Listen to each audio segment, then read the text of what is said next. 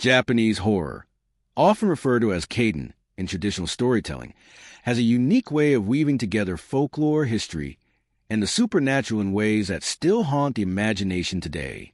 The world of ancient Japanese horror is not simply about terror or monstrous creatures, but instead deeply rooted in the cultural fabric of the island nation.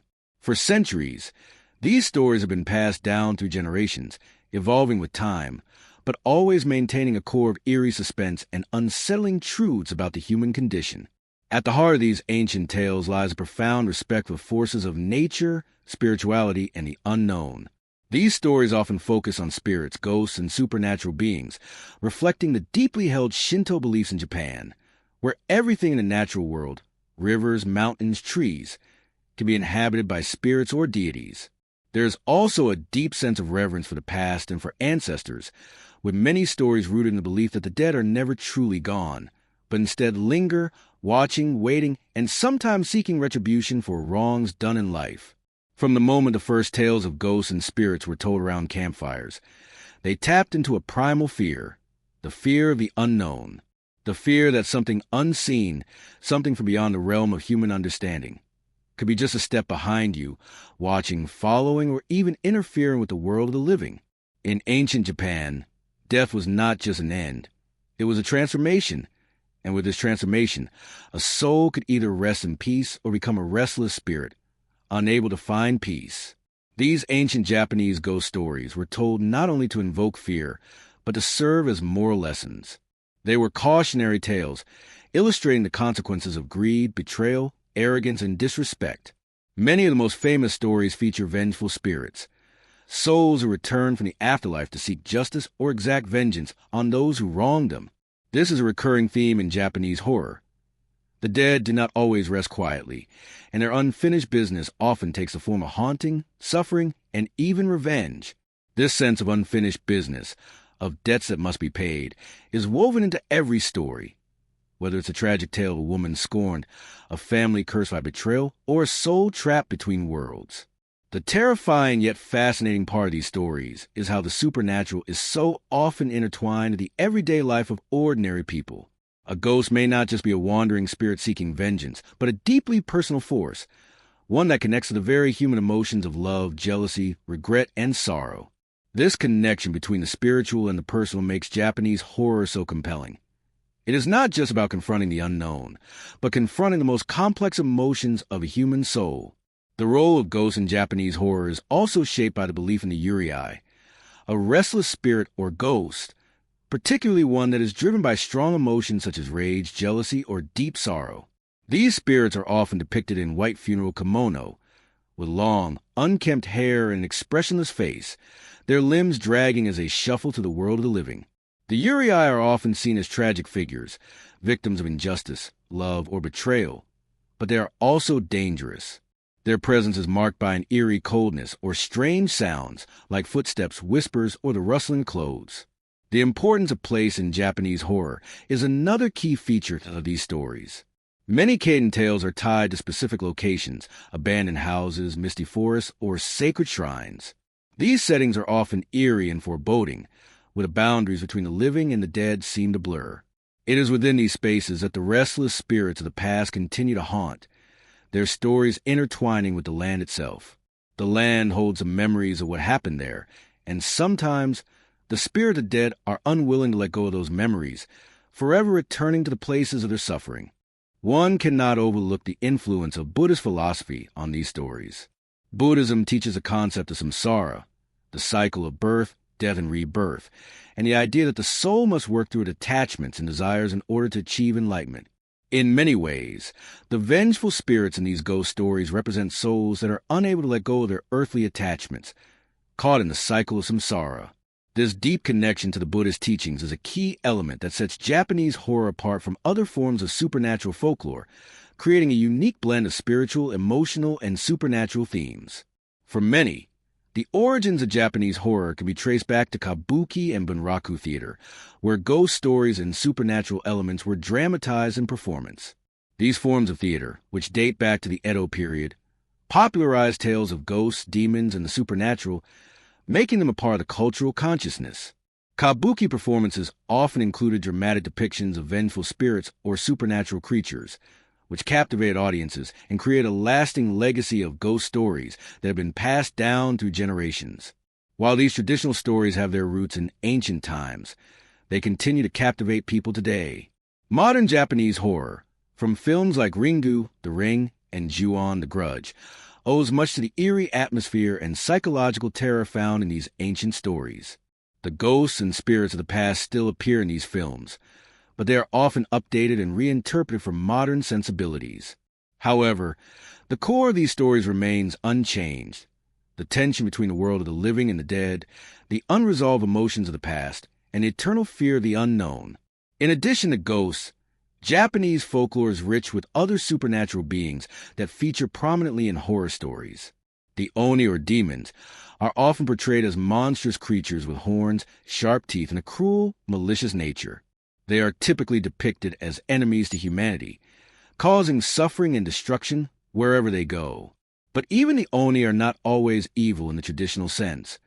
Many of them are bound by complex moral codes and motivations, often reflecting the harshness of the world itself. These creatures serve as a reminder that even in the supernatural world, morality is not always clear-cut, and the line between good and evil is often blurred. In telling these tales, Japanese horror not only captivates the imagination, but also provides a window into the soul of Japanese culture. The stories reveal the fears, hopes, and beliefs of the people who created them, offering a glimpse into a world where the spiritual and physical realms coexist in constant tension. The deep respect for the dead, the reverence for nature, and the recognition of the unknown are all key elements of Japanese horror, and they have influenced countless generations of storytellers, both in Japan and around the world. As we embark on this journey into the world of ancient Japanese horror, we will encounter spirits that have walked the earth for centuries, and we will hear their stories. Stories of love, betrayal, revenge, and redemption. These stories are not just for fear. They are for understanding. They teach us about the nature of life and death, the complexities of human emotions, and the eternal mystery of the world that exists just beyond our understanding.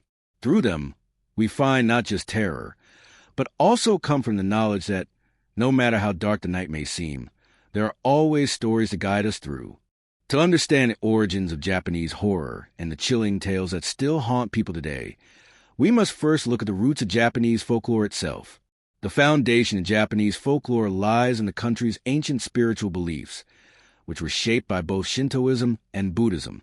These belief systems created a complex worldview in which the natural world was imbued with spirits, and where the boundary between the living and the dead was often blurred. The supernatural was not something distant or separate from everyday life, but rather a presence that shaped the very fabric of existence. At the heart of Shintoism is a belief in kami, the divine spirits that inhabit all aspects of the world. Kami are not gods in the Western sense, but instead are spirits tied in natural elements like mountains, rivers, trees, and even objects. These spirits are neither good nor evil, but simply exist in the world, governing nature and its forces. The relationship between humans and kami is one of respect, reverence, and offerings. Yet, within this belief system, there also exists the understanding that spirits, if disrespected or disturbed, could become vengeful or cause harm. This idea of spirits having the ability to turn from benign to malevolent is a recurring theme in many Japanese ghost stories.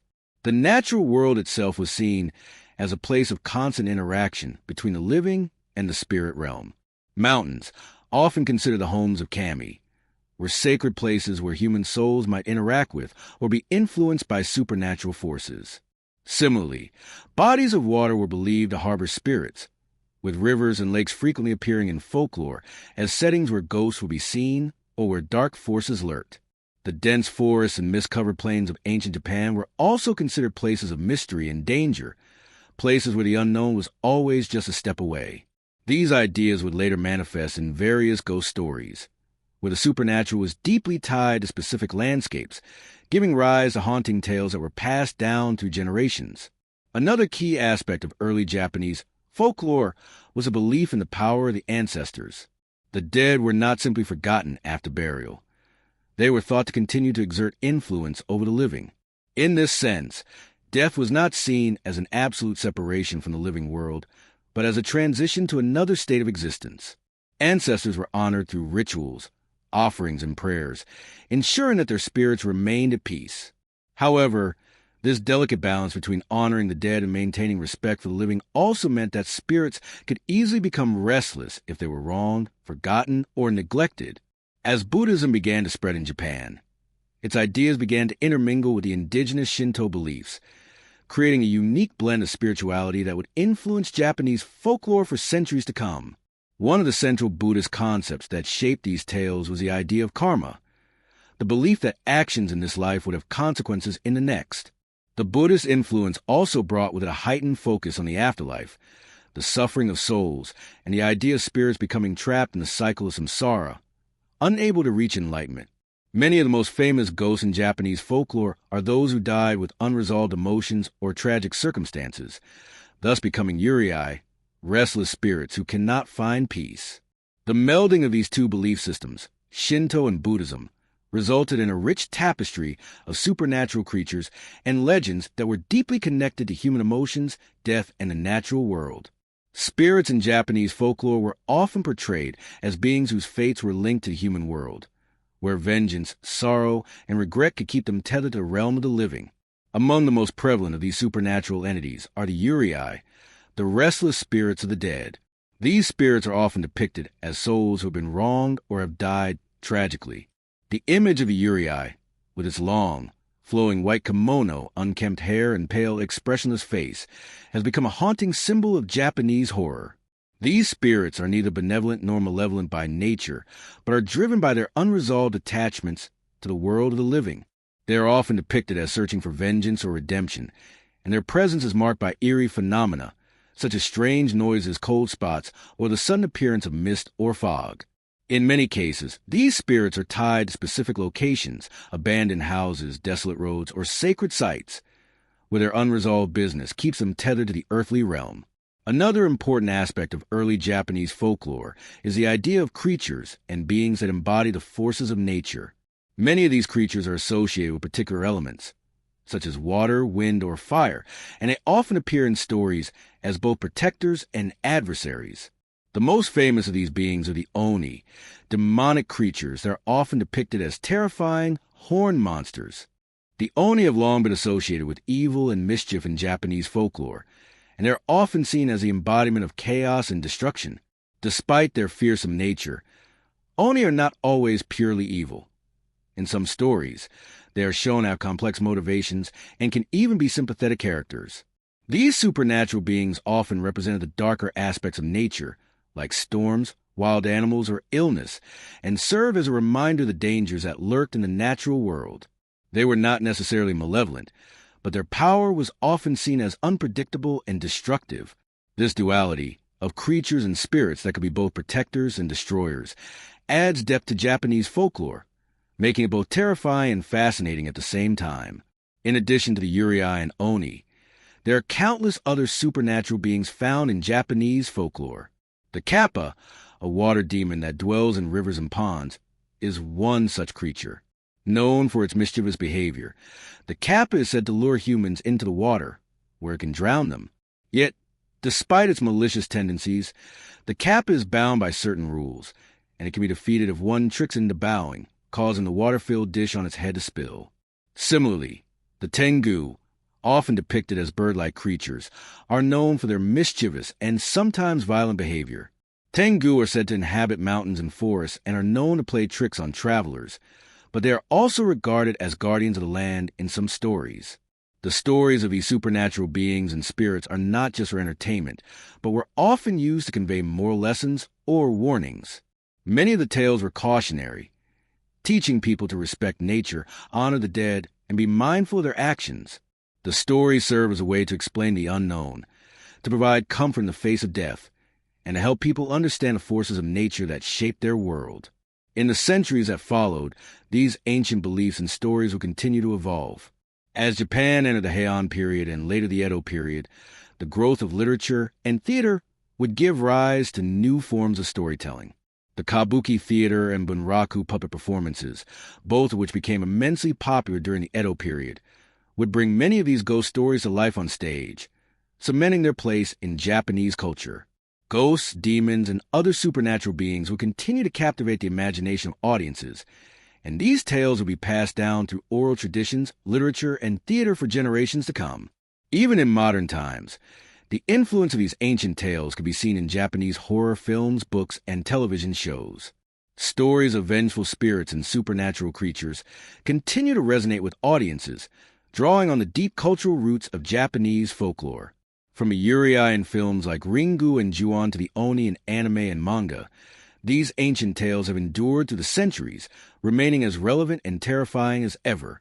The origins of Japanese folklore provide not just a window into the country's past, but also a glimpse into the soul of a culture that has long been fascinated by the mysteries of life, death, and the supernatural. These stories are not just about fear. They are about understanding the complex relationships between the living, the dead, and the spirits that exist in between. Through them, we learn that the world is never as simple as it seems, and that the forces of nature and the spirit realm are always just beyond our perception, waiting to reveal themselves in unexpected ways. In Japan, the supernatural world is a place of constant interaction between the living and the dead, a realm where spirits and specters reside and often influence the world of the living. This connection between the human realm and the spirit world is deeply rooted in the country's beliefs and cultural practices. In ancient Japanese folklore, spirits were not just seen as ethereal or distant entities, but as real, tangible forces that could be encountered by those who ventured too far from the safety of human society. These spirits, some benevolent, others vengeful, occupy a central place in the stories that have been passed down through generations. A fundamental aspect of the supernatural world in Japan is the belief in yurei, the restless spirits of the dead. The term yurei translates roughly to ghost or spirit, but it carries with a deeper connotation. A yurei is typically a soul that has died violently or unexpectedly, or one that is unable to move on because of unresolved attachments or emotions. These spirits are often driven by powerful feelings such as rage, jealousy, love, or sorrow, which prevent them from finding peace in the afterlife. Their inability to let go of their worldly affairs results in a haunting presence that lingers in the physical world, sometimes for centuries. The traditional depiction of a yurei is one of a pale, often disheveled figure, wearing a white burial kimono, with long, unkempt black hair that obscures its face. The yurei appears as an empty shell of a person, emotionless, yet with an air of sorrow and anger that exudes from its every movement. In many of the stories, these spirits are shown wandering in search of those who wronged them in life, driven by the need for vengeance or closure. But while yurei may seem to be the most common type of ghost in Japanese horror, they are by no means the only spirits that haunt the Japanese landscape. In addition to the vengeful yurei, there are many other kinds of spirits and supernatural beings in Japanese folklore. One of the most famous is the Oni, a type of demon or ogre that is often depicted as a terrifying, horned creature. The Oni embodies chaos and destruction, sometimes acting as an agent of evil, but at other times serving as a guardian or protector. Their behavior can vary greatly from one story to another, reflecting the complex nature of these spirits. While many of the most well-known Oni are malevolent, some are merely mischievous, and others are depicted as tragic figures, driven by their own fears or desires. This dual nature of the Oni, both terrifying and sympathetic, add a layer of complexity to Japanese horror that is absent in many other cultures' ghost stories. While yurei and Oni are the most famous spirits in Japanese folklore, there are many other supernatural beings that occupy the mythological world. One such creature is a tengu, a bird-like spirit that is often portrayed as a powerful, sometimes malevolent being. The tengu is a complex figure, blending elements of human and animal traits. While often depicted as warriors or tricksters, the tengu can also be seen as a guardian of the mountains, protecting sacred spaces and punishing those who transgress. In this sense, the tengu reflects a belief in Japan that the natural world is inhabited by both spirits that protect and spirits that harm. These spirits are not always evil. They simply represent the wild, untamed forces of nature that can be both beautiful and dangerous. Another prominent figure in the supernatural landscape of Japan is the kappa, a mischievous water spirit that resides in rivers, lakes, and ponds. The kappa is often depicted as a small, humanoid creature with a beak-like mouth, webbed hands and feet, and a dish-like depression on its head filled with water. The kappa is known for its trickster nature and its ability to drag unsuspecting victims into the water. However, despite its malicious tendencies, the kappa is bound by a set of rules. For example, it is said that if one bows to a kappa, the creature will bow back, causing the water in its head to spill out. Once this happens, the kappa loses its strength and becomes harmless. The story of the kappa exemplifies a unique blend of danger and humor that characterizes much of Japanese supernatural folklore. The connection between spirits and the natural world is also evident in the stories surrounding the Yuki-onna, the Snow Woman. The Yuki-onna is a beautiful, ethereal spirit who appears during snowstorms, often preying on travelers who are lost in the wilderness. She is typically depicted as a woman dressed in white, with pale skin and long black hair. The Yuki-onna has the ability to freeze her victims with a single touch, leaving them frozen in place like statues of ice. Some versions of the story describe the Yuki-onna as a tragic figure, cursed to wander the earth alone, while others portray her as a seductive and vengeful spirit, punishing those who dare to enter her domain. Regardless of the version, the Yuki-onna symbolizes the danger and beauty of the natural world, as well as the power that spirits can have over the living. While these supernatural beings are the most famous in Japanese folklore, there are countless others that populate the myths and legends of the country. Some of these beings are relatively harmless, such as the Rokuro-kubi, a woman who can stretch her neck to great lengths, or the Bakaniko, a shape-shifting cat that can transform into a powerful demon. Others, like the Joragumo or Spider-Woman, are far more dangerous, luring unsuspecting victims into their webs.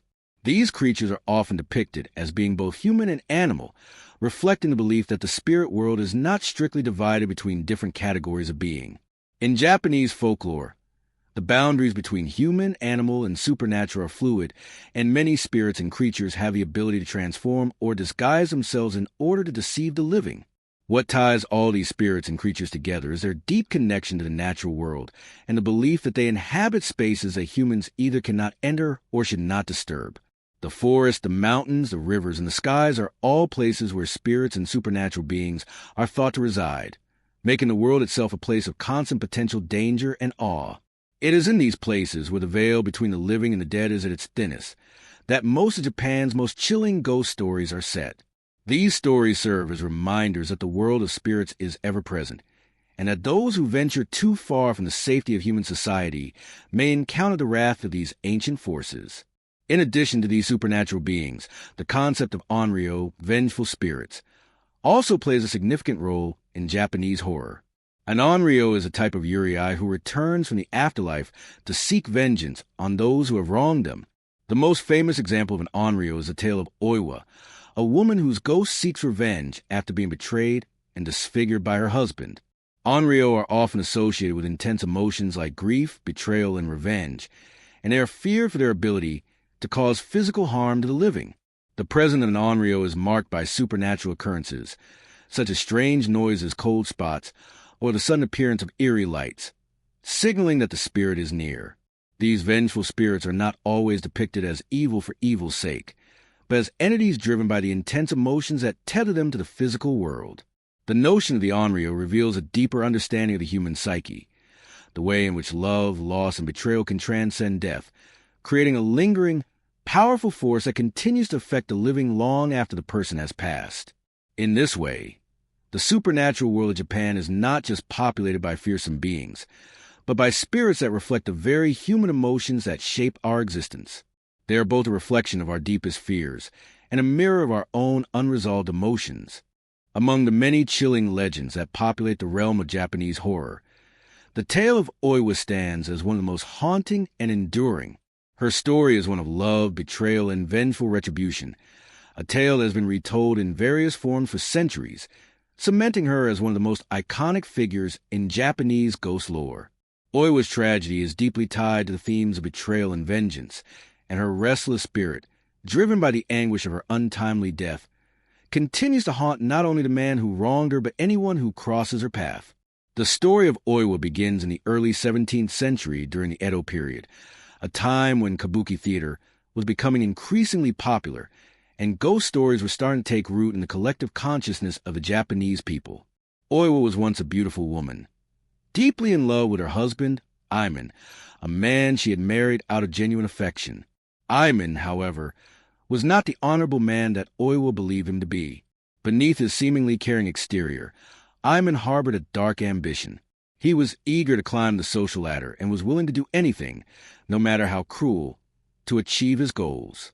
As the story goes, Iman became infatuated with a much younger woman, the daughter of a wealthy merchant. This desire for wealth and power drove him to concoct a sinister plot to rid himself of Oiwa, who, over time, had become ill and lost much of her former beauty. She was no longer the radiant woman Iman had once known, and he began to see her as an obstacle in his pursuit of a more prosperous life. Unable to simply divorce her, he resorted to a more treacherous plan. He poisoned Oiwa's face, causing her to suffer horribly and become disfigured. The poison, though effective in altering her appearance, did not kill her immediately. Oiwa was left to slowly watch her own body transform, her beauty destroyed by the cruel act of her husband. As her face became grotesque, she turned to Iman for comfort, not understanding the full extent of his treachery. But Iman, unable to bear the sight of his wife's disfigurement, grew increasingly repulsed by her. His conscience, if he had one, was completely erased by his obsession with the younger woman, and he showed Oiwa no sympathy, even as she became more despondent and confused. She had no idea that her husband had poisoned her. She only knew that her world was crumbling around her, and that she was being abandoned by the very man she loved and trusted. Oiwa's suffering reached its peak when, in her weakened state, Iman took the final step in his vile plan. He poisoned her again, ensuring her death would be a painful one. As Oiwa died, her once beautiful face contorted into a mask of horror, and her spirit became a reflection of the agony she had endured in her final moments. As she lay dying, Oiwa swore vengeance on Iman for his betrayal and cruelty. The poison that disfigured her had transformed her, not just physically, but spiritually. The woman who once loved him so deeply was now a vengeful spirit, bound by the unresolved rage and sorrow of her untimely death. After Oiwa's death, her vengeful spirit, now a Uriai, a ghost, returned to haunt Iman, her appearing a terrifying reminder of the cruelty he had inflicted upon her. Her disfigured face, once a symbol of beauty and love, became an image of death and despair. Her eyes, wide and unblinking, burned with the fire of her revenge, and her face was a grotesque mask of the pain she had suffered.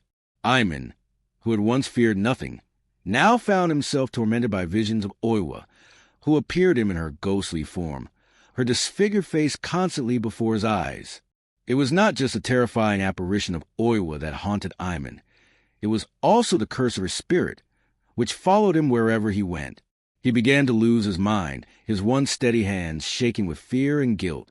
The memory of Oiwa's betrayal was imprinted upon him, and it soon became clear that he could not escape the consequences of his actions. Oiwa's spirit haunted him night and day, tormenting him with images of her grotesque, twisted face and the unbearable pain of her death. Iman's descent into madness was further exacerbated by his growing paranoia.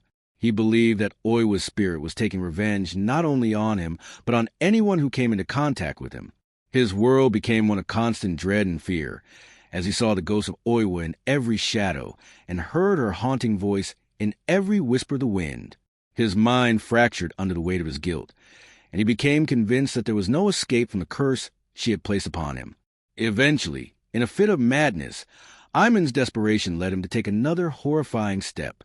He murdered his lover, the woman he had hoped would replace Oiwa, believing that this would end his torment. But it was too late. The curse of Oiwa's spirit could not be undone, and no matter how many lives he destroyed, it was clear that her vengeful wrath would continue to haunt him until his own end. The story of Oiwa does not end with her death. Her spirit, forever twisted by the betrayal she suffered in life, lives on in Japanese culture as a symbol of the consequences of unchecked ambition and the unbearable cost of cruelty. Her tale is often told in kabuki plays and in literature, where a tragic, haunting figure appears again and again, a reminder of the power of love, betrayal, and revenge. Her disfigured face, which was once a symbol of beauty, has become one of the most recognizable images in Japanese ghost lore. It is said that the sight of her face can drive a person mad with fear or guilt, and that even the bravest of souls will feel a chill when confronted with her gaze. Oiwa's story has endured because it encapsulates the darkest aspects of the human condition. It is not just a tale of a vengeful ghost seeking to punish the living, but a story of a woman whose love and trust were betrayed in the most intimate of ways. Her revenge is not simply an act of malevolence, but an expression of profound pain and loss she experienced. Oiwa's tragedy is a reflection of the way in which unresolved emotions, particularly those tied to love and betrayal, can transcend death, causing a spirit to return again and again to the world of the living, seeking closure or retribution. In modern Japan, the figure of Oiwa continues to haunt popular culture, with her story appearing in films, television shows, and even urban legends. Her ghostly image, her disfigured face, and her vengeful spirit remain a symbol of the powerful emotions that drive the human soul. Her tale is timeless, transcending generations, and continues to remind us that the consequences of our actions, especially when they are driven by selfishness and betrayal, can have far-reaching effects that endure even after death. As we reflect on Oiwa's story, we are reminded of the power of human emotions to shape not just our lives, but our afterlives as well.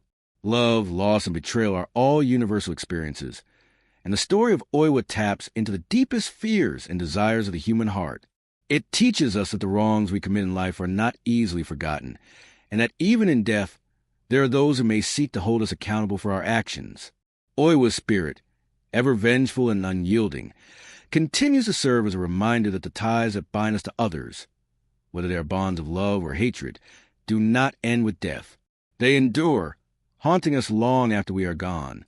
The concept of a curse, a lingering bitterness that transcends the physical world and strikes fear into the hearts of the living, holds a significant place in Japanese horror. Among the most terrifying of these curses are those that are born out of deep, unresolved grudge, one that festers long after death and infects the world of the living with an unrelenting wrath.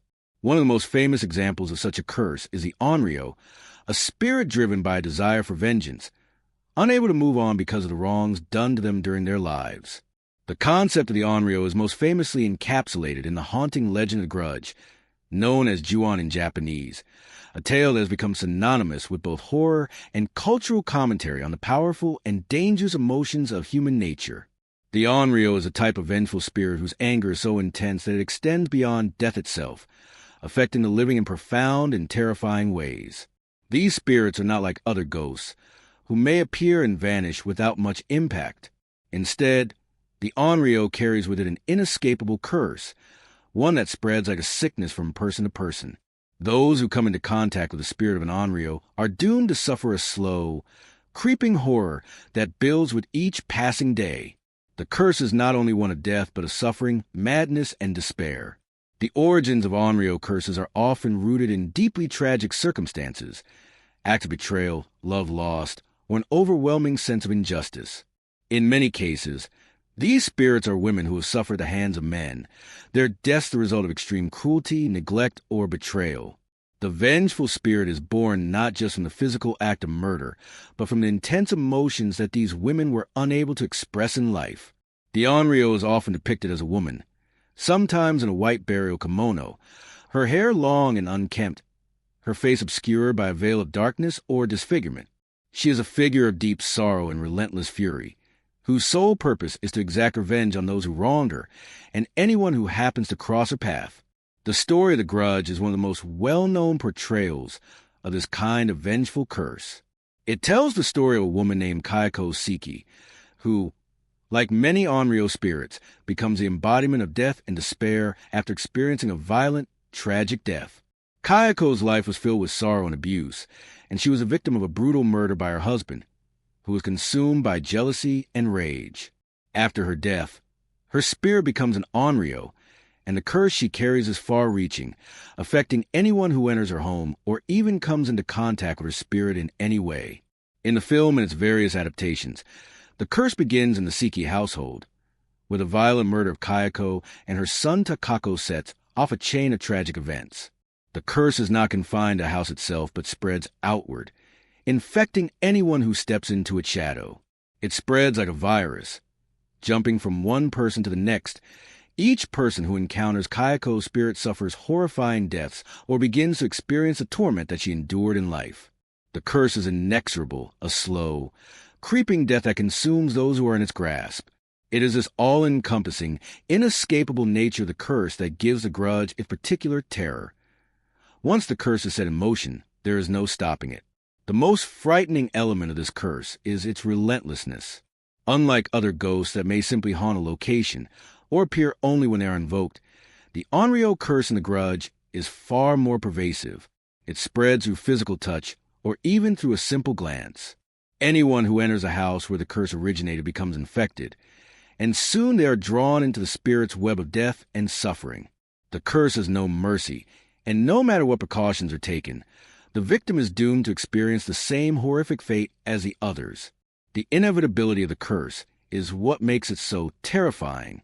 It is not just a matter of fearing death, but of knowing that there is no way to avoid the torment that comes before it. The concept of the grudge, or Ju-on, is a powerful metaphor for the way that deep emotional wounds and unresolved anger can spread across generations, affecting not just those who are directly involved in the initial conflict, but also those who may be completely unaware of the events that set it in motion. The curse is not confined to those who wrong Kayako in life. It spreads outward to innocent bystanders, victims who are caught in the crossfire of a past tragedy. This element of the curse speaks of the power of unresolved emotions, the way that hatred, pain, and anger can build up over time and, if left unchecked, spread beyond the realm of the living, wreaking havoc on the innocent and the unaware. The curse of the grudge also represents the idea of inherited trauma, the way in which the suffering of one generation can be passed on to the next. The house where Kayako was murdered becomes a place of suffering not just for those who died there, but for everyone who encounters it. The curse is a metaphor for how past trauma can linger and affect future generations, even if they were not directly involved in the original event. This idea of inherited suffering is one of the core themes of the grudge and plays into a larger cultural belief in Japan that the sins and grievances of the past must be dealt with, or they will continue to haunt future generations. The terror in the grudge is not only physical, it is psychological as well. Those who encounter the curse are not just doomed to death, but are also subjected to an unrelenting psychological strain. As the curse takes hold, the victims are driven to madness, overwhelmed by a sense of dread and hopelessness. Their minds begin to unravel as they become more and more consumed by the presence of the Onryo and the impending doom that awaits them. This psychological horror is a key aspect of the curse. It is not enough for victims to simply die. They must first experience the full terror of the curse, the weight of impending death, and the relentless torment that comes with knowing there is no escape. The story of the grudge is also one of repetition. The curse does not end with the death of one victim. Instead, it continues to grow, repeating itself with each new person who becomes involved. The sense of repetition in the story adds to its horror. There is no final resolution, no way to stop the curse from continuing. In the world of the grudge, there is no peace, no closure, only the endless cycle of vengeance and death. The curse is a permanent fixture in the lives of those who are touched by it, a reminder that some wrongs cannot be undone and some grievances cannot be healed. The repetition of the curse mirrors the cyclical nature of suffering and trauma. Each new iteration of the curse feels like an inescapable part of the cycle, one that cannot be broken or avoided. In the context of Japanese folklore, the grudge is a perfect example of how deeply ingrained the belief in curses and vengeful spirits is in the cultural consciousness. It is a powerful reminder that unresolved pain and anger can take on a life of their own, wreaking havoc on those around them. The Onryo is a force of nature, not bound by time or space, but driven by a primal need for justice that transcends death itself. This kind of horror, deeply rooted in emotional trauma, is what makes the grudge such a chilling tale. It is not just a story of a ghost seeking vengeance. It is a story of how a deep emotional wound can manifest in the world of the living and continue to affect those who come into contact with it. The lasting appeal of the grudge lies in its universality. It is not just a tale about a vengeful spirit. It is a tale about the consequences of unchecked emotions, about the way that pain and anger can fester and spread, affecting not just those who cause it, but everyone in its path. The curse and the grudge serves as a metaphor for the destructive power of unresolved grudges, the way that hatred and sorrow can linger long after the event that caused them. It is a haunting reminder that some things cannot be buried, and that the emotional wounds we inflict on others can come back to haunt us in ways we never expect. The world of Japanese horror is deeply intertwined with the concept of spirits, especially those that cannot find peace after death. One of the most fascinating and eerie figures in Japanese folklore is the yurei, a restless spirit that is unable to move on to the afterlife due to unresolved emotions or untimely death. Unlike the peaceful spirits of ancestors who are honored through rituals and offerings, yurei are trapped between the realms of the living and the dead, unable to find rest. These spirits, bound by deep sorrow, rage, or revenge, often return to the physical world to seek resolution, causing fear and unease among the living. The stories of yurei have been a cornerstone of Japanese ghost lore for centuries, influencing countless works of literature, theater, and film, and they continue to captivate audiences worldwide with their haunting presence. At the heart of the yurei legend is the idea that death does not necessarily bring closure. In traditional Japanese belief, there is an emphasis on the importance of living a life that is in harmony with the natural and spiritual worlds. The dead, especially those who die violently, suddenly, or unjustly, are thought to have unfinished business that keeps them tethered to the realm of the living. This unfinished business could stem from unspoken words, broken promises, tragic circumstances, or, most commonly, a strong desire for vengeance. It is this inability to move on that makes yurei so terrifying. While they might have once been loved ones, the spirits that return are not the same. They are tormented by their lingering ties to the world of the living, and they often appear as twisted, sorrowful figures, forever searching for something they cannot find. The appearance of the yurei is a key characteristic that differentiates it from other types of ghosts or spirits. Yurei are often depicted as pale, spectral figures, dressed in traditional white funeral kimono, with long, unkempt black hair that hides their faces. Their faces, when visible, are usually expressionless or contorted with pain and sorrow. Their clothing, which was once neat and clean in life, is now disheveled and tattered, further emphasizing the idea that these spirits are not at peace. In some depictions, their bodies are partially decayed or distorted, showing the passage of time since their death. These eerie physical characteristics serve to convey the yurei's unnatural existence, trapped between the world of the living and the afterlife, unable to find the closure they so desperately need. The origins of the yurei are often tied to the most tragic and violent of circumstances. The most famous stories of yurei involve women who have been wronged in life, betrayed by their lovers, abandoned by their families, or killed by someone they trusted. These women, filled with grief and rage, return from the dead to seek revenge or closure, often causing terror wherever they appear. One of the most well-known examples of a yurei is the tale of Oiwa, whose tragic story we discussed earlier. Her disfigurement and subsequent death at the hands of her unfaithful husband transformed her into a vengeful spirit, one whose presence continues to haunt the living. The yurei in Oiwa's story represents a power of unresolved emotions, the anger, sorrow, and betrayal that keep a spirit tethered to the physical world long after their death. While Oiwa's tale is one of vengeance, not all yurei are driven by anger. Some are simply lost souls, seeking to be remembered or honored properly. In these cases, the yurei's haunting might be less violent and more sorrowful. For example, the spirit of a mother who has died in childbirth or a child who has passed away unexpectedly may return to their loved ones, seeking comfort or acknowledgement. These yurei are typically depicted as more passive and mournful than vengeful, but their presence is no less unsettling. They appear in places that hold deep emotional significance, like the family home or a favorite location, often manifesting as soft whispers or fleeting shadows. The presence of a yurei is often marked by a series of eerie phenomena. One of the most common signs a yurei is near is a sudden drop in temperature, a chilling sensation that seems to seep into the bones. This coldness is believed to be a manifestation of the spirit's lingering sorrow or rage, a physical reminder that the yurei is close. In addition to cold, many people who have encountered yurei report hearing strange noises, such as soft crying, whispering voices, or footsteps in empty rooms. Others may experience feelings of unease or dread, an overwhelming sense that they are not alone, even when there is no visible presence. These phenomena serve as a reminder that the boundary between the living and the dead is not always clear, and that spirits, particularly yurei, have the power to cross this divide when they are unable to move on. The way that Uriai interact with the living also reflects their inability to let go of the physical world. They are often portrayed as lingering at specific locations, places where they suffered, were wronged, or where their death occurred. Abandoned houses, remote forests, and old temples are frequent settings for Uriai hauntings. These locations are symbolic of the spirit's unfinished business, places where they are forced to remain until they have found peace.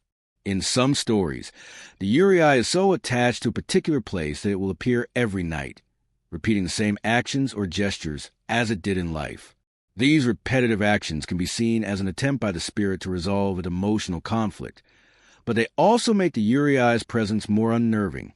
The repetition of their actions serves as a constant reminder that they are trapped in a cycle of pain and sorrow, unable to escape the torment of their unresolved emotions. The fear surrounding Uriai is not just a result of their appearance or their ghostly nature. It is also tied to the cultural belief that the spirits of the dead must be properly honored through rituals and offerings. In Japanese culture, ancestors are revered and respected, and their spirits are thought to watch over the living. However, when a spirit is not properly honored or when it dies violently, it can become restless, transforming into a Uriai. This belief in the power of spirits to influence the living is deeply ingrained in Japanese society and creates a pervasive sense of unease about the consequences of not respecting the dead. The fear of encountering a Uriai is therefore not just a fear of the supernatural. It is also a fear of failing to perform the necessary rites to ensure that the spirits of the dead are at peace. In some cases, a Uriai may be exorcised or pacified through rituals that are meant to help the spirit move on to the afterlife. These rituals are typically performed by monks, priests, or spiritual practitioners who seek to appease the spirit and help it find peace. The Uriai is often given offerings, such as food or incense, to show respect and to encourage the spirit to leave the living world behind. In some stories, the Uriai may be offered a chance to confront the person who wronged them in life, allowing them to express their anger or pain before moving on. Once the emotional conflict is resolved, the Uriai can finally leave, bringing peace to both the spirit and the living. Despite the attempts to resolve the Uriai's anguish, the stories of these spirits remain deeply unsettling because they highlight the idea that unresolved emotions can transcend death. The inability of a spirit to move on, the way in which grief and rage can bind a soul to the physical world, is a reflection of the powerful hold that such emotions have over the human psyche. The Uriai is a reminder that death does not always bring closure, and that the feelings we harbor during our lives can continue to affect us long after we are gone. The legacy of the Uriai continues to influence modern Japanese horror, from ghost stories in films to television shows and video games. The iconic image of the Uriai, with its long hair and white burial kimono, has become a symbol of the terror that lies just beyond the veil of death. In many ways, the Uriai embodies the fears of modern society, the fear of unresolved grief, the fear of vengeance, and the fear that the emotional burdens we carry may one day come back to haunt us. It is a symbol of the enduring power of emotion, one that transcends the boundaries of life and death, and a reminder that some spirits, like some emotions, are not easily laid to rest. Among the many supernatural beings in Japanese folklore, the Yuki-onna, literally translated as Snow Woman, is one of the most enigmatic and chilling. Her story is one of beauty and danger, of natural forces turned malevolent, and a figure whose very presence freezes not only the body but also the spirit.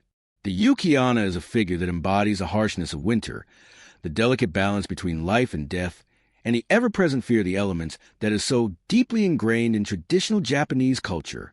Her chilling encounters with the living leave an indelible mark on the psyche, representing the destructive power in nature and the eternal conflict between humanity and the forces beyond their control. The tale of the Yuki-onna varies widely, depending on the region and the storyteller, but the core elements remain the same. She is typically depicted as a beautiful, ethereal woman, clad in white, her face pale as snow, with long, flowing hair that blends with the winter landscape. Her beauty is striking, otherworldly, and captivating, but it is also her deadliest weapon. She is a spirit of the cold, a being born from the harshness of winter and the isolation it brings. Her presence is an omen of death, an entity whose touch can freeze a person to the bone, and whose gaze can steal away their very soul. The most common story of the Yukiana involved a traveler or a group of travelers who, while journeying to the mountains during a fierce snowstorm, find themselves at her mercy. Stranded in the freezing cold, these men often come across a woman, strangely beautiful and calm to face the storm. The Yukiana appears as if out of nowhere, an enigma in the middle of the snow-covered landscape, and she offers assistance to the weary travelers. But soon, it becomes clear that she is no ordinary woman. In some versions of the tale, the Yukiana offers warmth or shelter, only to turn on her would-be saviors, killing them with chilling touch or freezing them in place. The coldness of her presence seeps deep into their bones, and her icy fingers wrap around their hearts, draining their warmth and vitality until they collapse in a frozen death. In others, she appears suddenly and without warning, stealing the life from those who happen upon her path. While the Yukiana's presence is terrifying, her motivations are often less clear. In some versions of the story, she is portrayed as a malevolent spirit, driven by a desire to kill those who cross her path, especially men who wander too far into her icy domain. Her actions are often impulsive, driven by the cold, indifferent power in nature. In other versions, the Yukiana is depicted as a tragic figure, cursed to roam the earth in search of warmth and solace, but condemned to bring death wherever she goes. Some interpretations of her legend paint her as a figure who, despite her deadly nature, longs for human connection, but is doomed to forever freeze those she encounters, unable to touch them without causing harm. This dual nature, both beautiful and deadly, both vengeful and sorrowful, makes the Yukiana one of the most compelling figures in Japanese mythology. The Yukiana's motives, much like her nature, are complex and multifaceted. In many stories, the spirit is driven by revenge. In one well-known version of the Yukiana's tale, a young man survives a night spent in the mountains with her. Though she comes close to killing him, she spares him at the last moment, warning him never to speak of what happened. He returns home and marries a woman, but years later, his wife learns that the young man had broken his vow and told his story to others. When the wife hears of his betrayal, she reveals that she is, in fact, the very Yukiana he had encountered long ago. With this revelation, the Yukiana's true nature is revealed, and she unleashes her wrath, freezing him once again and ending his life. In this telling, the Yukiana is not just a monster, but a spirit who seeks justice for those who break their promises and betray her. In some versions of the Yukiana's legend, she is less a monster and more a tragic figure, an embodiment of the harshness of nature and the inevitability of death. Some say that she is not just a spirit of cold, but a representation of the cruel, uncaring forces of winter, the season in which life can be extinguished with a single touch of frost. In these interpretations, the Yukiana's actions are not motivated by malice, but by the unyielding forces of nature itself. She is not a spirit seeking revenge, but rather a force of nature that cannot be reasoned with or bargained with. Her icy touch represents the fragility of life and the certainty of death. Her beauty, which draws travelers to her, symbolizes the seductive nature of danger, the lure of the unknown. Her deadly nature, on the other hand, serves as a reminder that nature does not care for human life or suffering. It simply exists indifferent to human beings. One of the most striking aspects of the Yukiana is the way she reflects the ambivalence of nature itself. Nature, in many cultures, is both a giver and a taker of life. It provides nourishment, shelter, and beauty, but it can also bring death through floods, earthquakes, and cold. The Yukiana, as a representation of winter's harshness, embodies this duality. She is at once a figure of beauty and destruction, a creature of cold whose very existence is a reminder of how fragile human life is in the face of natural forces. She is not an evil spirit, nor is she simply a force of nature. She is both, and her actions are a reflection of the tension between these two aspects of her being. In some variations of the Yukiana myth, her presence is linked to the isolation and loneliness that winter can bring. The snow-covered mountains where she is said to dwell are often depicted as desolate and inhospitable, places where only the most desperate or adventurous travelers venture. The Yukiana, in these stories, represents the loneliness and solitude of the natural world, the feeling of being lost in a harsh, unforgiving environment. She is a symbol of the desolation that comes with winter, and her actions are a reflection of the struggle to survive in an indifferent world. The Yukiana also reflects the psychological and emotional effect of winter, the feelings of isolation and despair that can accompany the season. For many, the long, cold months of winter are a time of darkness and introspection, a period when the world seems to close in, and the warmth of summer feels distant and unreachable. The Yukiana, as a spirit of the cold, symbolizes this emotional isolation and the existential fear that accompanies it. In her icy embrace, she offers death as both an escape from the cold and a reminder of the inevitability of nature's power. The Yukiana's role in Japanese horror has been significant, especially in the world of literature and film. Her story has been retold in countless forms, from traditional ghost stories to modern horror films, where her haunting presence continues to evoke a sense of dread and beauty. Her image, pale and ethereal, draped in white, with long, flowing hair, has become one of the most recognizable representations of the supernatural in Japanese folklore. In films, the Yukiana is often portrayed as a deadly figure who appears out of nowhere, her icy touch killing those who encounter her. In these modern retellings, she is both an embodiment of nature's cruelty and a symbol of the emotional coldness that people can experience in times of isolation. Her story continues to resonate because it speaks to universal themes of vulnerability, death, and the uncontrollable forces of nature. The Yukiana serves as a reminder that nature, while beautiful and awe-inspiring, is also ruthless and indifferent to human existence. Her tales are a chilling reflection of the human struggle to survive in a world that can be both breathtakingly beautiful and overwhelmingly harsh, where a single moment of warmth or connection can make the difference between life and death. One of the most haunting and tragic stories in Japanese folklore is that of Okiku, the woman whose death and subsequent transformation into a vengeful spirit are tied to a well that has become infamous in Japanese history. The tale of Okiku is a classic example of how love, betrayal, and revenge can intertwine to create a legend that persists through the centuries. Her story is one of misfortune, heartbreak, and a spirit bound to a place, a well, where a tragic end occurred. It is a story that has captivated audiences for generations, giving birth to numerous adaptations, performances, and even films. The tragic figure of Okiku continues to symbolize the devastating consequences of betrayal and the depth of unresolved emotions. The tale of Okiku takes place during the Edo period, a time when Japan was governed by the Tokugawa shogunate, and the country was experiencing a relative period of peace. In this era, the concept of duty, honor, and loyalty were deeply ingrained in society. Okiku's story revolves around her relationship with a samurai, a man of high status, and her role as a servant in his household. It is a tale of forbidden love, a promise broken, and the brutal consequences that arise when trust is betrayed. Okiku was a beautiful and virtuous woman, admired for both her appearance and her character. She worked as a servant in the household of a samurai named Aoyama, who became deeply infatuated with her. Aoyama, however, was a man bound by his own ambitions and desires. Though Okiku remained loyal to her duties and adhered to the strict codes of behavior required of her, Aoyama's desires grew, and he began to demand more from her, seeking her affection in return. Okiku, however, did not reciprocate his feelings. She remained committed to her role and to the moral principles she held dear.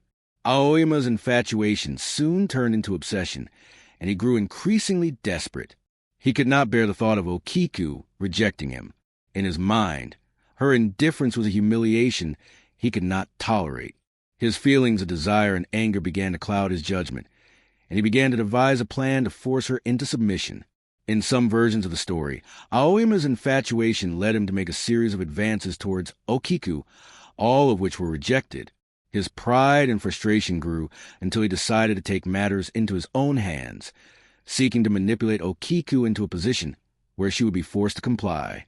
Aoyama's plan was a cruel one.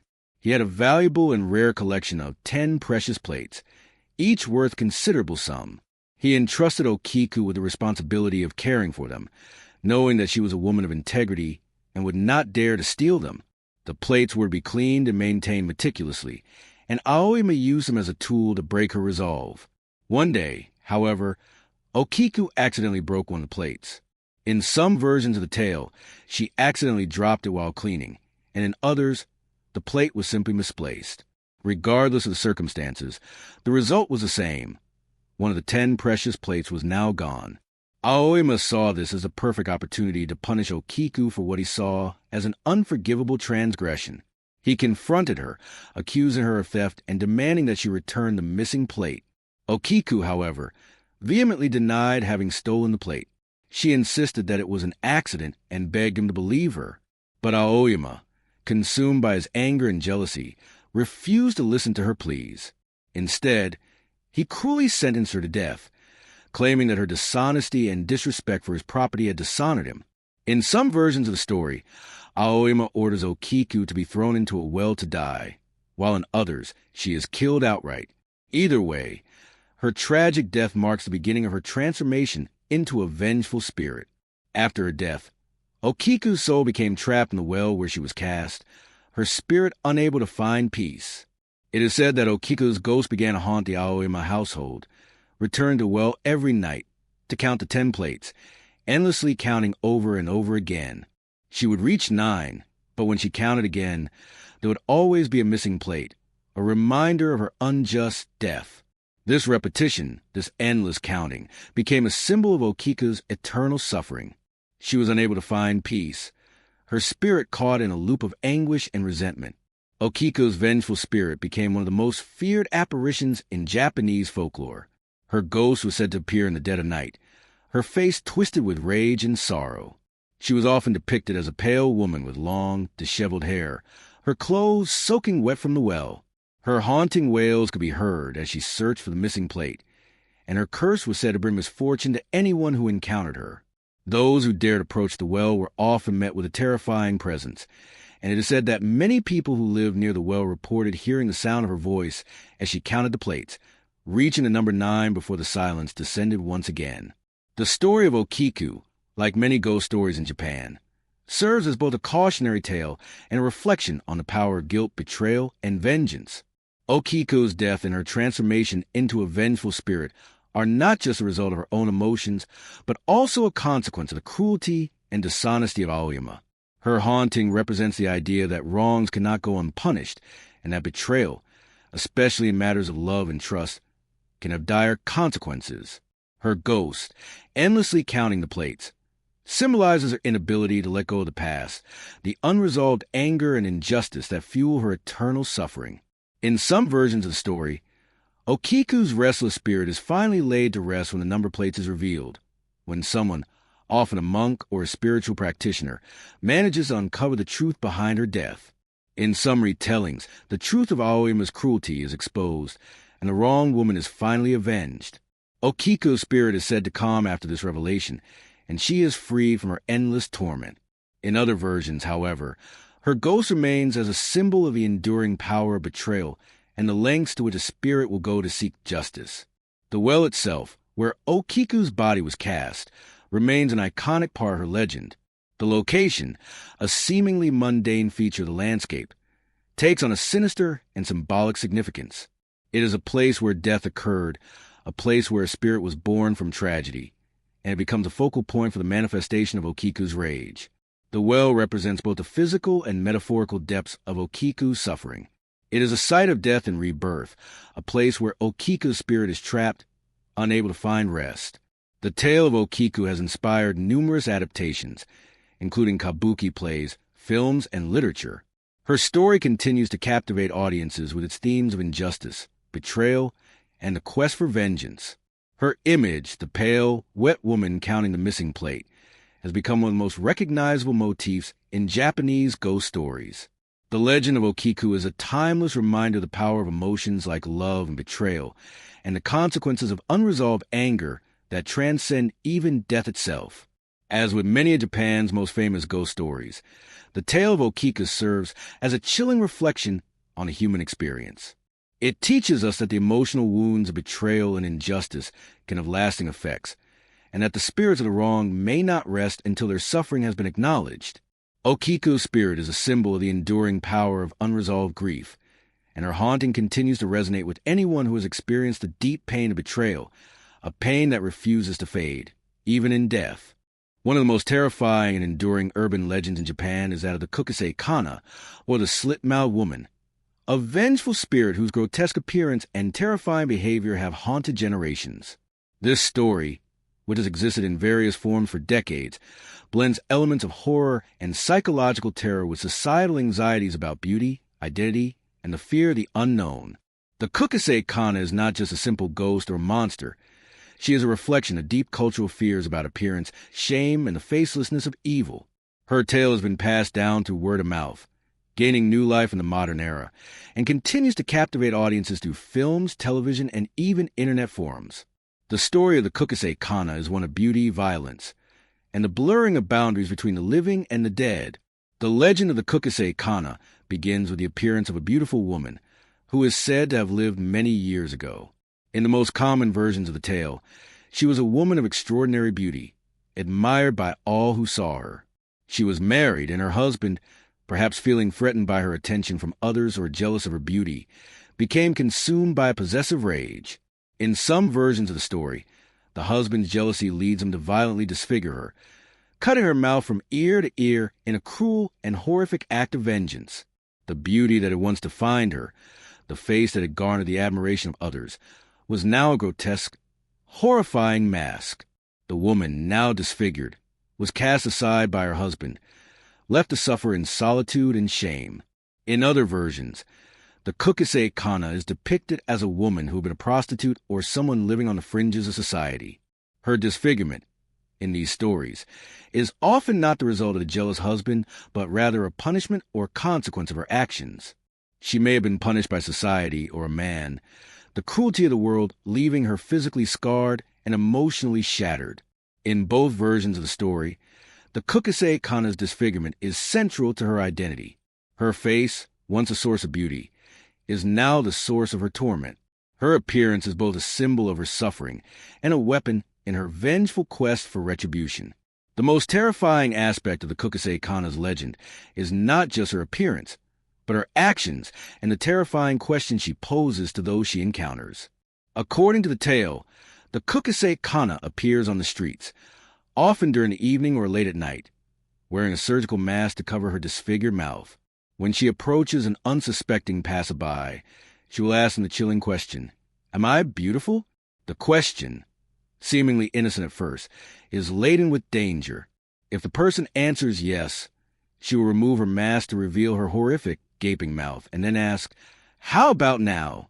Those who are unfortunate enough to answer no are immediately killed by her, often in the most brutal and violent manner. But if the person answers yes to her second question, she will still deliver a terrifying fate. She may choose to follow them home, asking them the same question again and again, until the victim finally becomes too frightened or desperate to live. In some versions of the story, she kills her victims by slicing them with a knife, while in others, she uses her mouth to bite off pieces of their flesh. The act of answering her question, no matter how carefully chosen, is a death sentence. The Kukase Kana is said to be unstoppable, a relentless and terrifying presence who will not stop until her victim is dead, leaving only terror in her wake. The Kukase Kana's legend plays heavily on the fear of the unknown, particularly the fear of appearance and beauty. Her mask, which she uses to hide her disfigurement, is a symbol of the ways in which people conceal their true selves from the world. She is a figure whose outward beauty hides a terrifying, hidden reality, one that is revealed only when she removes her mask. Her identity, much like her disfigurement, is both public and private. She is beautiful yet monstrous, alluring yet deadly, and the act of revealing her true self is a catalyst of violence that ensues. The Kukase Kana's mask and her question, "Am I beautiful?" tap into a universal human fear, the fear of judgment and rejection based on appearance.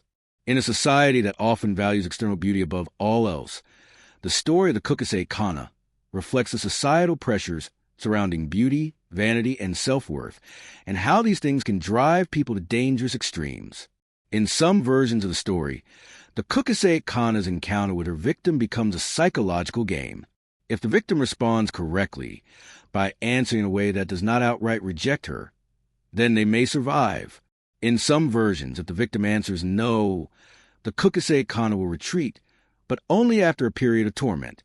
There are even stories where the person who survives the encounter is said to have given her a gift or a token of kindness, which is enough to satisfy her anger and lead her to spare their life. But even in these versions, the survivor is haunted by the question of how much beauty really matters and what it means to be seen by others. The question, am I beautiful? And the Kukase Kana's obsession with beauty also tap into deeper fears about identity and appearance. The way in which she was disfigured by her husband or society's judgment represents the physical manifestation of emotional and psychological trauma. Her mask is not just a tool to hide her mutilation, but also a symbol of the way in which people mask their true selves in order to fit into society's expectations. The Kukase Kana represents the darker aspect of human nature, the jealousy, envy, and the desire for control that can cause untold harm to others. She is a figure that reflects the destructive power of vanity and the consequences of not accepting oneself. Over the years, the Kukase Kana has undergone various interpretations and adaptations. In modern versions, she is often depicted as a more frightening, supernatural figure. In films and pop culture, she has evolved into a creature that is often more monstrous, capable of supernatural feats such as vanishing or appearing instantly. However, the core elements of the legend remain the same. She is a disfigured woman whose vengeance is rooted in her appearance and whose actions force her victims to confront their own fears of beauty, rejection, and mortality. The story of the Kukase Kana is also one of empowerment, albeit through a dark lens. While she is a tragic figure who suffers violence and rejection, her transformation into a killer allows her to regain a sense of control over her own life and death. She becomes both victim and perpetrator, trapped in an endless cycle of revenge. Her desire to be seen as beautiful is transformed into a deadly force, where the answer to her question becomes a matter of life and death. The tale thus becomes a reflection of how deep personal pain, especially regarding one's appearance or self-worth, can manifest into something terrifying and destructive. The Kukase Kana's tale is not just one of supernatural horror, but a commentary on the human condition. She embodies the intersection of societal expectations and personal identity, asking us to consider how much our sense of self is influenced by the opinions of others.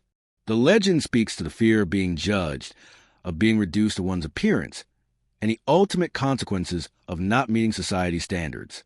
It also reflects a darker reality, the idea that rejection, isolation, and shame can sometimes transform individuals into beings that are no longer human, but rather vengeful spirits bound to terrorize others. In the modern world, where the pressure to conform to ideals of beauty and perfection is ever present, the Kukase Kana continues to resonate. She reminds us that the terror we feel is not just from external forces, but from the ways in which our own insecurities, fears, and societal pressures can shape our reality, sometimes leading to horrific consequences. The Kukase Kana is not merely a monster in traditional sense. She is a reflection of the darker aspects of ourselves, a figure whose terrifying visage asks us to confront our own feelings about beauty, self-worth, and the cost of rejection. In the rich tapestry of Japanese mythology, the Tengu occupy a unique and fascinating place. These creatures are often depicted as both guardians and monsters, simultaneously revered and feared. The Tengu are associated with the mountains and forests, and they embody the complex relationship between nature and the supernatural. Their appearance, powers, and roles in folklore have evolved over centuries, but they remain one of the most iconic and enigmatic beings in Japanese mythology. The Tengu's dual nature, part human, part bird, gives them an aura of mystery and terror, as well as a deep connection to the natural world and its spiritual forces. The origins of the Tengu date back to ancient times, with references to them appearing in various forms in early Japanese texts. The word Tengu itself is believed to have been derived from the Chinese word for heavenly dog, Tengu, which was used to describe a mythical, bird-like creature in Chinese folklore. In Japan, however, the Tengu evolved into something uniquely Japanese, with their own characteristics, mythology, and cultural significance. They are often depicted as humanoid figures with bird-like features, such as long noses, red faces, and the ability to fly, though their appearance can vary depending on the specific legend. In the earliest depictions, Tengu were seen as spirits of the mountains, linked to the natural world and its divine forces. They were often associated with Shinto, Japan's indigenous spiritual practices, and were believed to be protectors of sacred mountain areas, as well as the guardian spirits of forests and temples. These Tengu were not necessarily evil, but they were feared due to their unpredictable nature. They were believed to be powerful and potentially dangerous beings, capable of causing harm if they were angered or disrespected. People believed that the Tengu could control the winds and weather, and that their presence could either bring protection or destruction, depending on how they were treated. As time passed, the Tengu's role in Japanese mythology became more complex. By the late medieval period, they began to take on more sinister traits. While they were still seen as protectors of the mountains, they were increasingly depicted as mischievous tricksters, known for their ability to deceive and manipulate humans. Tengu were said to be capable of shape-shifting, often disguising themselves as monks or traveling priests to deceive unsuspecting people. In some legends, they would lead travelers astray, causing them to become lost in the wilderness, and sometimes even kidnapping them.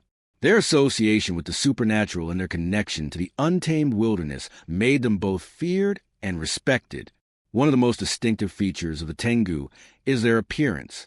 The traditional Tengu is often depicted with a long, red face and a beak-like nose. Their faces are often exaggerated, with the long nose being a particularly prominent feature. This nose, which is sometimes described as extending like a bird's beak, symbolizes their otherworldly nature and their connection to the sky and the winds. In some versions of myth, the Tengu also have wings which allow them to soar through the sky, adding to their fearsome, almost godlike qualities. They are also often shown wearing the robes of Buddhist monks, a reflection of their complex relationship with both Shinto and Buddhism. In the later development of the myth, Tengu became more closely associated with Shigendo, a Japanese mountain ascetic practice that combines elements of Shinto, Buddhism, and Taoism. The Tengu were believed to be skilled in the practice of Shigendo and were said to possess extraordinary martial arts abilities, especially in swordsmanship and archery. While the Tengu were associated with the mountains and the wilderness, they also had a more urban presence in certain legends. In some stories, Tengu would descend from the mountains and cause chaos in human settlements. They were often depicted as bringing disaster to villages, disrupting the peace, and testing the spiritual strength of the people. This behavior was thought to be a manifestation of their pride and their desire to challenge human authority. In some cases, the Tengu were believed to be jealous of human civilization and sought to undermine the social order, reminding humans that the natural world and its spirits were far more powerful than anything humans could build. The Tengu's complex nature is also reflected in their relationship with humans. In some stories, they are portrayed as teachers or mentors, offering wisdom and training to those who seek to understand the mysteries of the natural world. They were believed to have great knowledge of martial arts, and many legends tell of Tengu training humans in the arts of swordsmanship and archery. This connection to martial skills further enhanced the Tengu's status as powerful and revered beings. However, their lessons were not always given freely. Tengu were known to be strict and demanding, and they could be capricious, testing the patience and resolve of those who sought their guidance. In these stories, the Tengu were not just guardians of the mountains, but also guardians of discipline and spiritual practice. In other versions of the legend, the Tengu are viewed as malevolent creatures, particularly in their later incarnations. They became associated with the darker aspects of nature, symbolizing the dangers of the wild, the unknown, and the uncontrollable forces of the world. The Tengu's mischievous and sometimes violent nature made them a source of fear, as they could be unpredictable and ruthless. They were often seen as beings that tested the limits of human endurance and courage, bringing both danger and challenge to those who dared to venture into their domain. In some stories, the Tengu would terrorize travelers, using their supernatural abilities to confuse, disorient, and harm those who ventured into their territories. Despite their sometimes fearsome reputation, the Tengu were also seen as protectors of the natural world and the spiritual realm. In Shinto beliefs, the mountains were considered sacred, and the Tengu were seen as spiritual beings who kept the sacred places of the land free from human exploitation. They were guardians of the mountains, temples, and forests, ensuring that the balance of nature was maintained. In this sense, the Tengu were not purely malevolent, but were instead agents of divine power, charged with maintaining the sacredness of the earth. However, their role as protectors was complicated by their desire to challenge human authority and their tendency to disrupt the peace.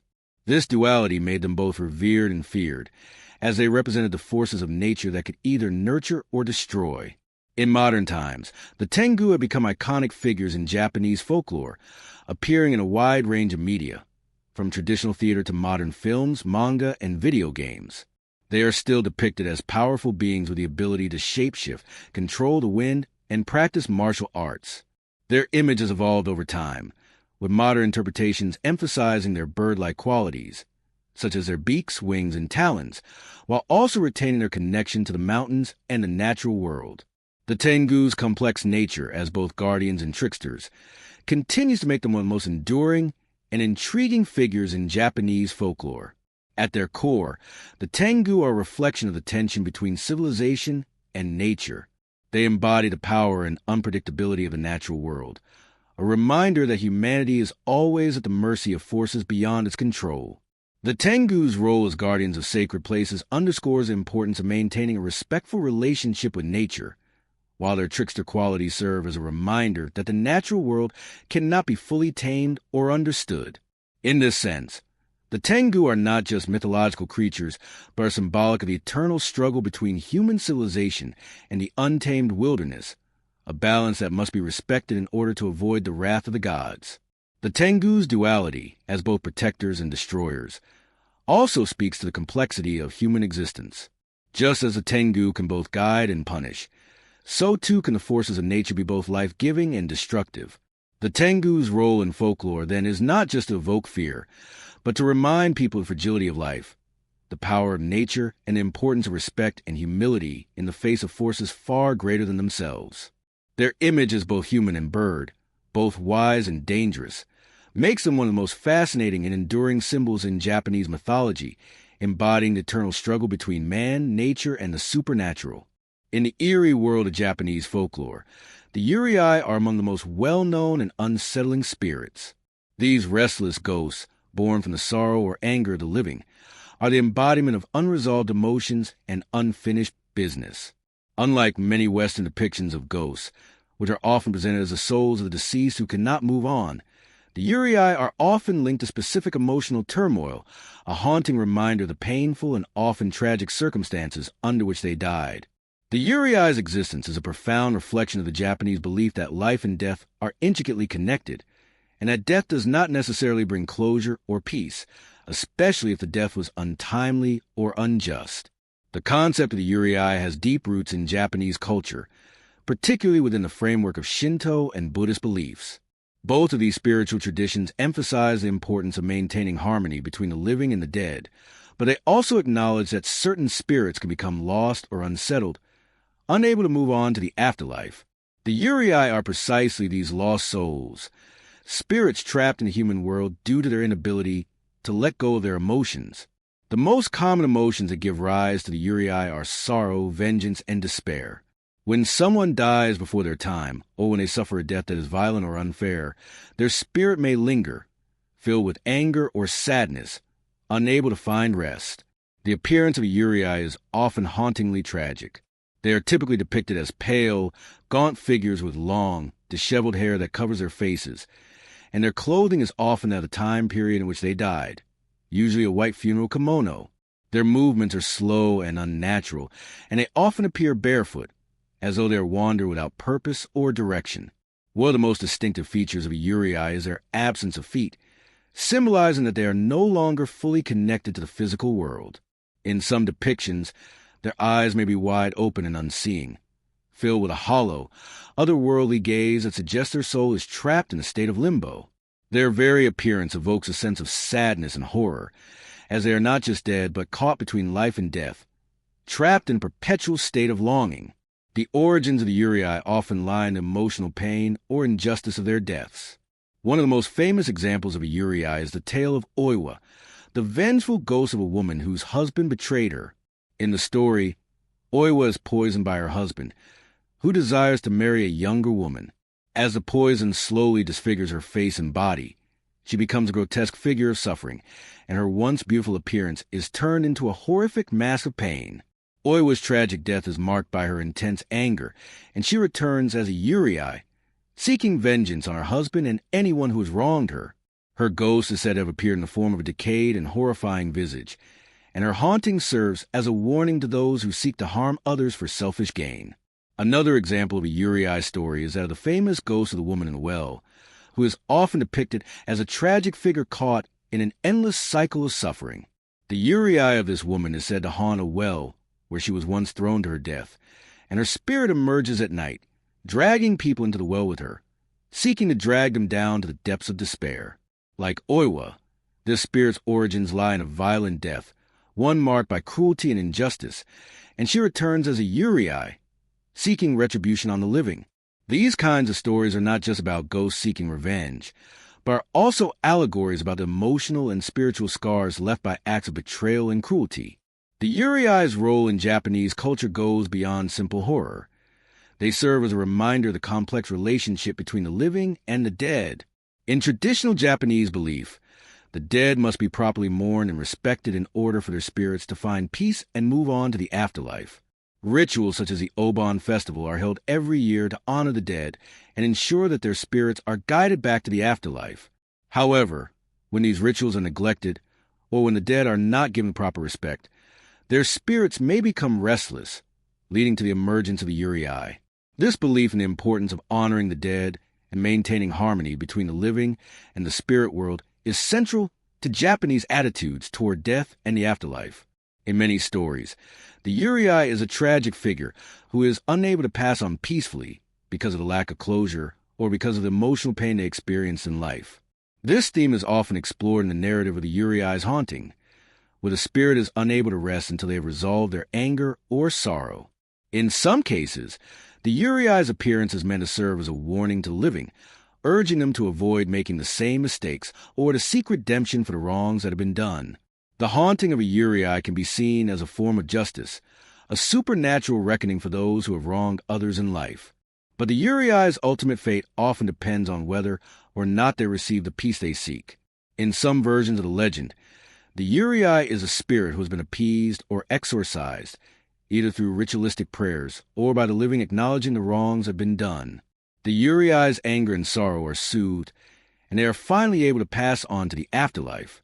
In other versions, however, the Uri is left to wander the earth, forever seeking revenge or resolution, unable to find peace until their anger is quelled. The restless nature of the Uri reflects the psychological and emotional burdens that people carry with them throughout life, and the idea that unresolved grief or vengeance can transcend the boundary between life and death. The Uri are also deeply connected to the concept of onryo, or the vengeful spirit, which is a central figure in Japanese ghost stories. The onryo is a Uri who, fueled by anger, seeks revenge on those who have wronged him. This archetype has inspired countless horror stories, films, and plays, with the onryo often depicted as a woman who, after suffering a cruel death, returns to haunt and punish the living. The onryo is a manifestation of the fear that the dead can reach out to the living, that the pain of death does not always end with burial, but may continue on to the spirit's need for justice. The cultural significance of the Uri can be seen in various forms of Japanese art and literature.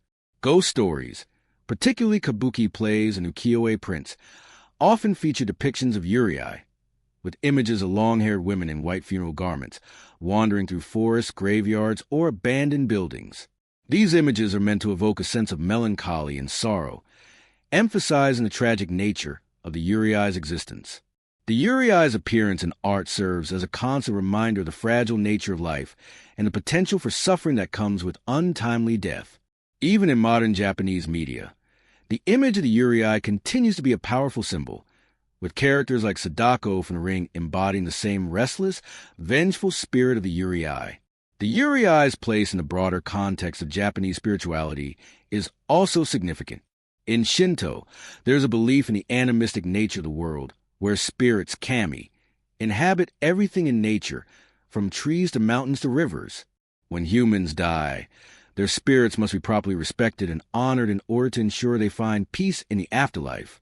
The Uri represents a failure to properly respect these spirits, and their haunting serves as a reminder of the spiritual imbalance caused by neglecting the dead.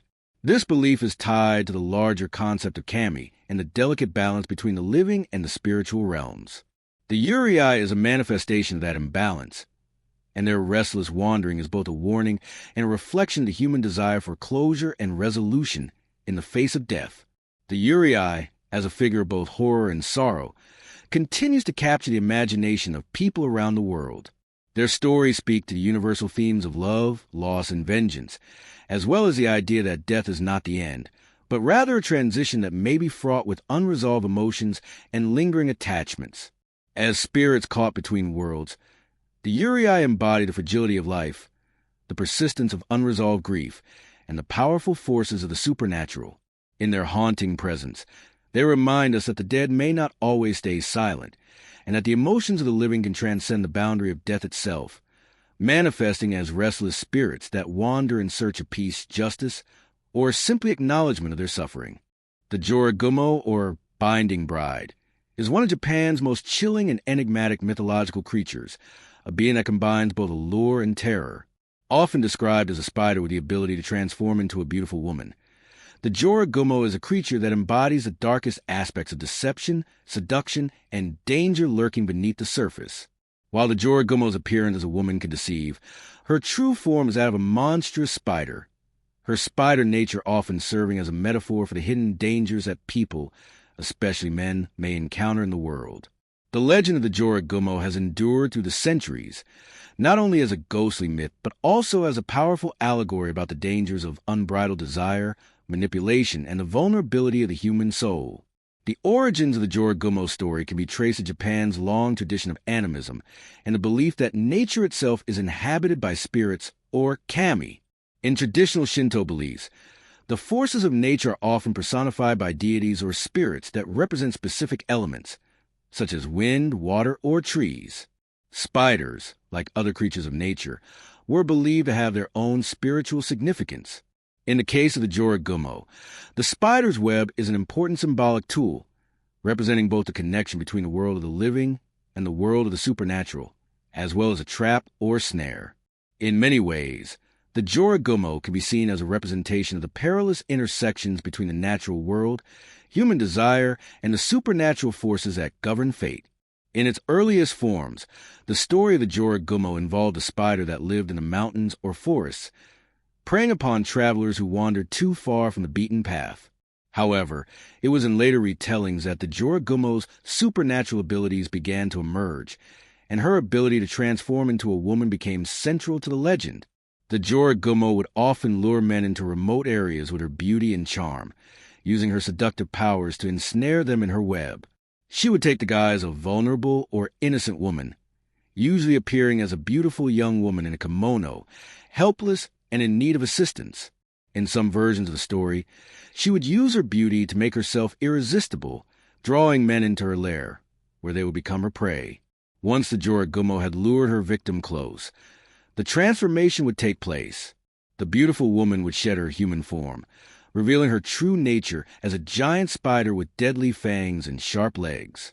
The man, now trapped in the Joragumo's web, would have no escape from her deadly embrace.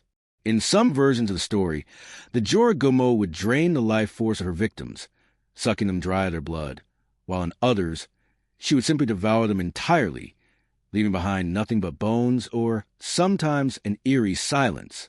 The Joragumo was often depicted as a creature that preyed on the weak and vulnerable, using her wits and beauty to deceive and trap her victims before delivering her fatal blow. Her victims, usually men, were often portrayed as being seduced by their own desires, falling into the trap of their own lust and naivety. One of the most famous aspects of the Joragumo legend is the image of the spider's web, an intricate and deadly trap that ensnares not just the physical body, but also the soul. The web is symbolic of the entanglements of desire and the way in which the Joragumo manipulates and controls her victims. It is through the web that the Joragumo exerts her power over her prey, drawing them closer and closer until they are ensnared, powerless to escape. The web is also a metaphor for the way in which people often find themselves caught in situations where they are unable to break free, whether it be in matters of love, ambition, or deceit. The Joragumo's ability to weave a web of beauty and danger is a reflection of the deceptive nature of human emotions and the way in which people often find themselves trapped by their own desires. The Joragumo is not just a figure of terror, but also one of caution. In many versions of the story, the Joragumo serves as a warning to those who might be led astray by their desires. Her victims, Often men who think they can tame or control the powerful woman they encounter are often the ones who suffer the most. The Jorogumo's beauty is both her weapon and her disguise, and her allure is what makes her so dangerous. She represents the dangers of falling prey to temptation, of being drawn into a situation where one cannot extricate themselves. In this sense, the Jorogumo's tale is a reflection of the vulnerabilities that people, especially men, have when confronted with a figure of beauty or power, and the consequences of allowing such desires to cloud their judgment. The story of the Jorogumo also reflects the deeply ingrained fear and fascination with the supernatural that permeates much of Japanese folklore. Spiders, in particular, hold a special place in Japanese cultural symbolism. They're often seen as both protectors and omens, as some species of spiders are believed to ward off evil spirits or bring good fortune. However, the spider's web also represents a sense of entrapment, an inescapable situation, much like the psychological traps that people may find themselves in. The Jorogumo's ability to combine these two qualities, beauty and danger, makes her a unique and powerful figure in the folklore of Japan. In some versions of the story, the Jorogumo is seen as a more tragic figure. In these retellings, she is often depicted as a woman who was once human, but was transformed into a spider through a curse or a supernatural punishment. Her disfigurement, in these versions, is a direct consequence of her actions or desires, and she is trapped in her spider form, forever doomed to lure and consume others. In these versions, the Jorogumo is a more sympathetic figure, as she is not merely a monster, but a victim of some greater supernatural force. This tragic twist adds a layer of complexity to the Jorogumo legend, turning her from a simple monster into a figure of both terror and sorrow. The Jorogumo story has also inspired numerous adaptations in modern media, from films and novels to television shows and manga. Her image has evolved over time, with some depictions emphasizing her monstrous spider form and others focusing on her seductive human appearance. In many of these modern retellings, the Jorogumo remains a symbol of danger, temptation, and the hidden dangers of the world. The allure of her beauty is still central to the story, as is her deadly nature. In these modern versions, the Jorogumo often serves as a metaphor for the way in which people can be trapped by their own desires, the seductive and dangerous forces that can overwhelm reason and judgment. Despite her horrifying nature, the Jorogumo continues to captivate and fascinate people, and her legend remains a powerful reminder of the dangers that can lurk beneath the surface. She is a symbol of the darkness that can exist in the world, the hidden dangers that people may encounter when they least expect it. Her seductive power and deadly nature make her both a figure to be feared and a creature that reflects the complexity of human emotions, how beauty can be a weapon, how desires can entrap and destroy, and how a seemingly innocent appearance can hide the most terrifying dangers. In the end, the Jorogumo serves as a warning to those who believe they can control or tame the darker aspects of their nature, or that of the world around them. Like the spider's web she weaves, her tale is one of entrapment, and a reminder that not all that glitters is gold, and not all beauty is benign.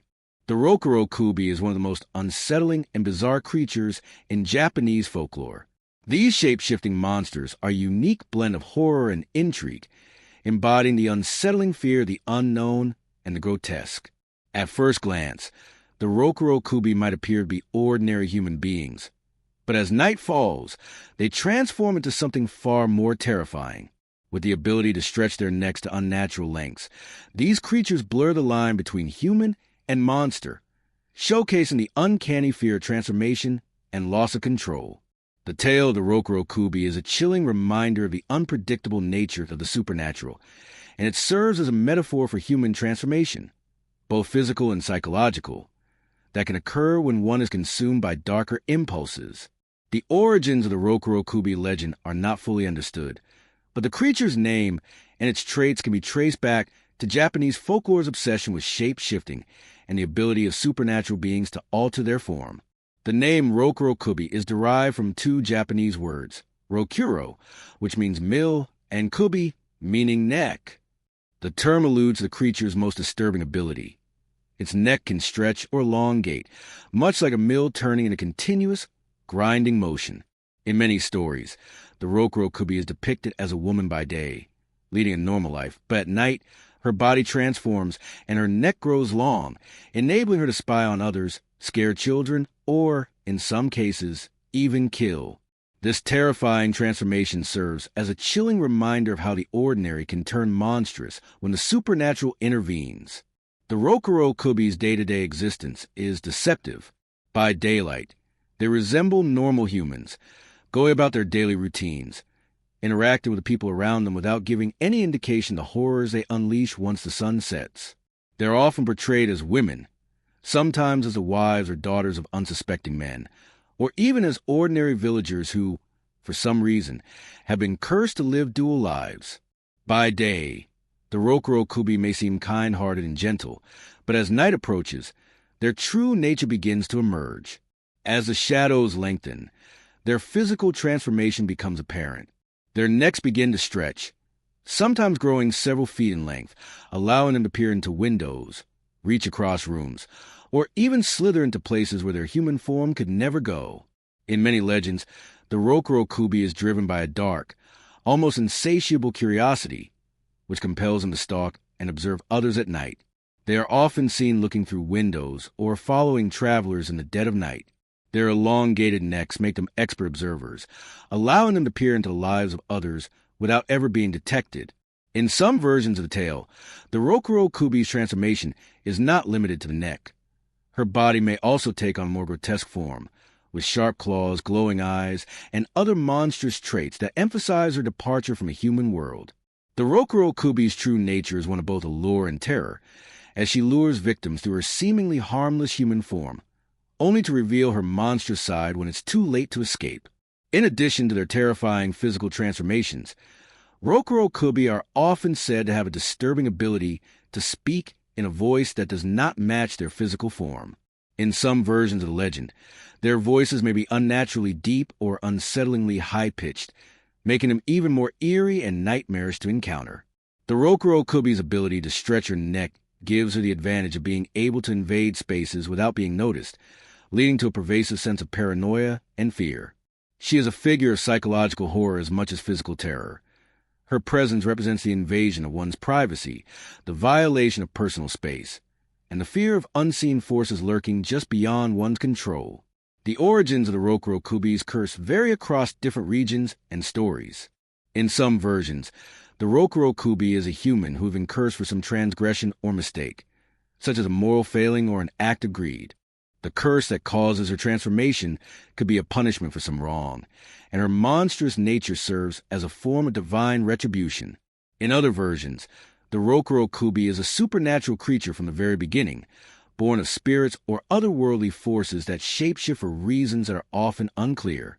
These creatures are sometimes seen as tricksters, using their beauty and charm to deceive humans into thinking they are harmless, only to reveal their terrifying nature when the time is right. Despite their gruesome features and malevolent behaviors, Rokuro Kubi are not always portrayed as inherently evil. In some versions of the story, they are simply beings trapped in a curse, unable to control their monstrous transformations. These cursed beings are often portrayed with a sense of tragic humanity, lonely, misunderstood, and burdened with an insatiable need to observe and interact with the world around them. The idea that the Rokuro Kubi may not fully control her transformation adds a layer of complexity to her character. She is not just a mindless monster. She may be a woman struggling with a curse that has taken over her life, forcing her to live a double existence that is both terrifying and sorrowful. In other versions, however, the Rokuro Kubi is portrayed as a dangerous and malicious creature whose transformations are part of her desire to cause harm to others. In these versions, she uses her shape-shifting abilities to stalk, terrorize, and sometimes kill her victims. The Rokuro Kubi is often seen as a manifestation of human fears about losing control or of hidden forces lurking beneath the surface of society. Her ability to change form represents the duality of human nature, the way in which individuals can appear harmless or benign on the surface but harbor darker, more sinister desires beneath. The fear of the Rokuro Kubi lies in her ability to keep her monstrous side hidden until it is too late for anyone to escape.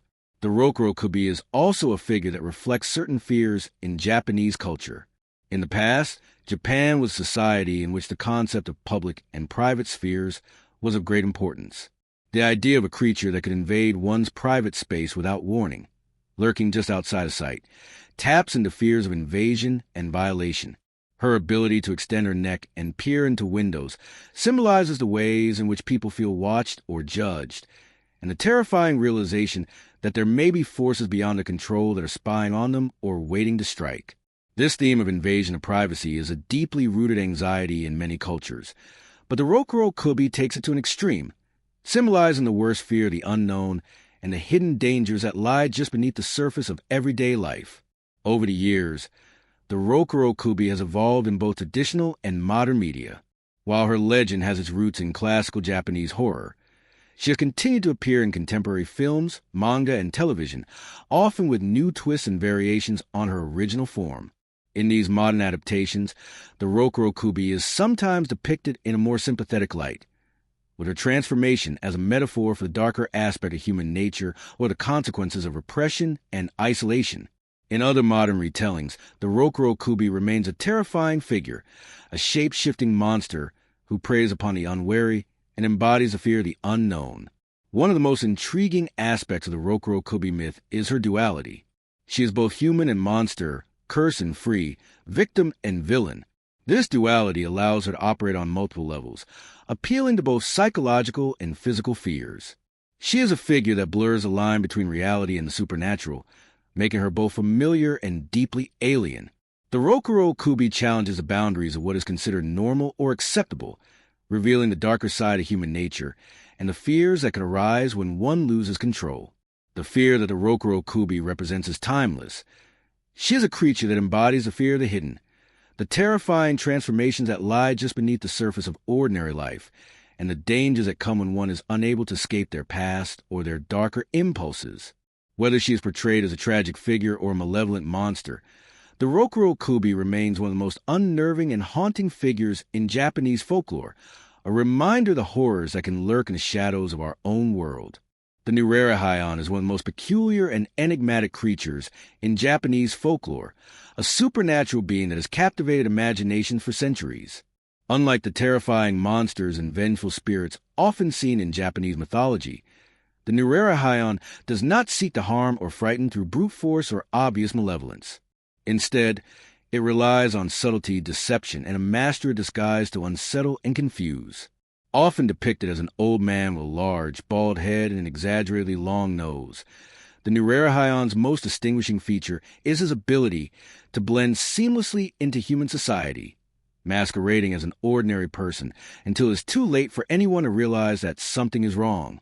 In many ways, the Nurera embodies the themes of illusion, mischief, and the fear of being deceived by appearances. The creature's name, Nurera, is often associated with the sound or movement of something slippery or sneaky. Nura implies something that slides or slithers, and Hyan refers to a quick, soft movement, much like the subtle way the Nurera moves about.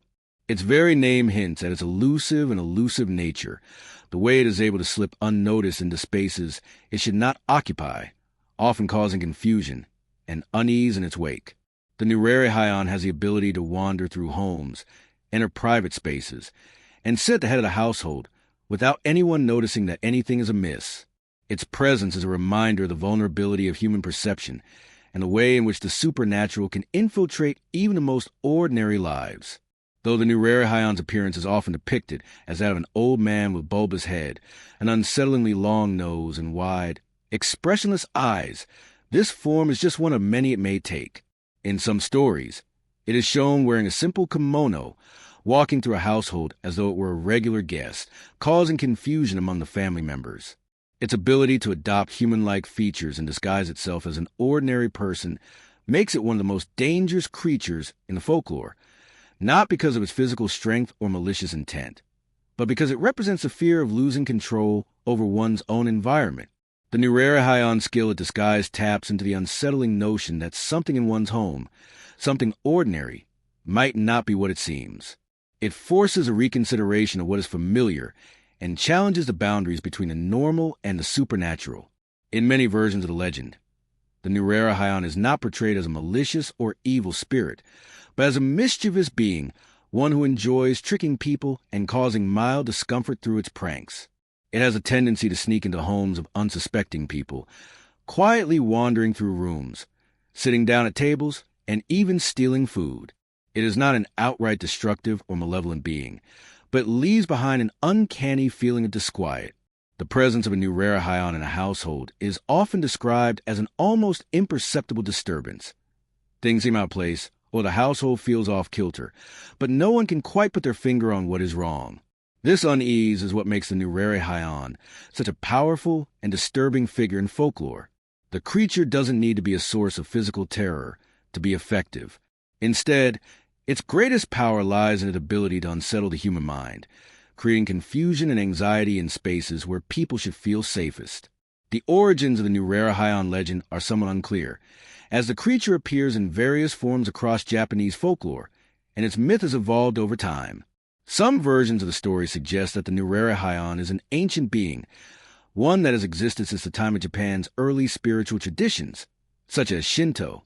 Other accounts propose that the Nurera is a more modern creation, an invention of storytellers who sought to explain unexplained disturbances or strange happenings within the home. Regardless of its origins, the Nurera ability to move through human spaces undetected and its ability to cause minor mischief has made it a symbol of the mysterious and invisible forces that can infiltrate our lives. One of the most notable aspects of the Nurera behavior is its tendency to impersonate an ordinary human being.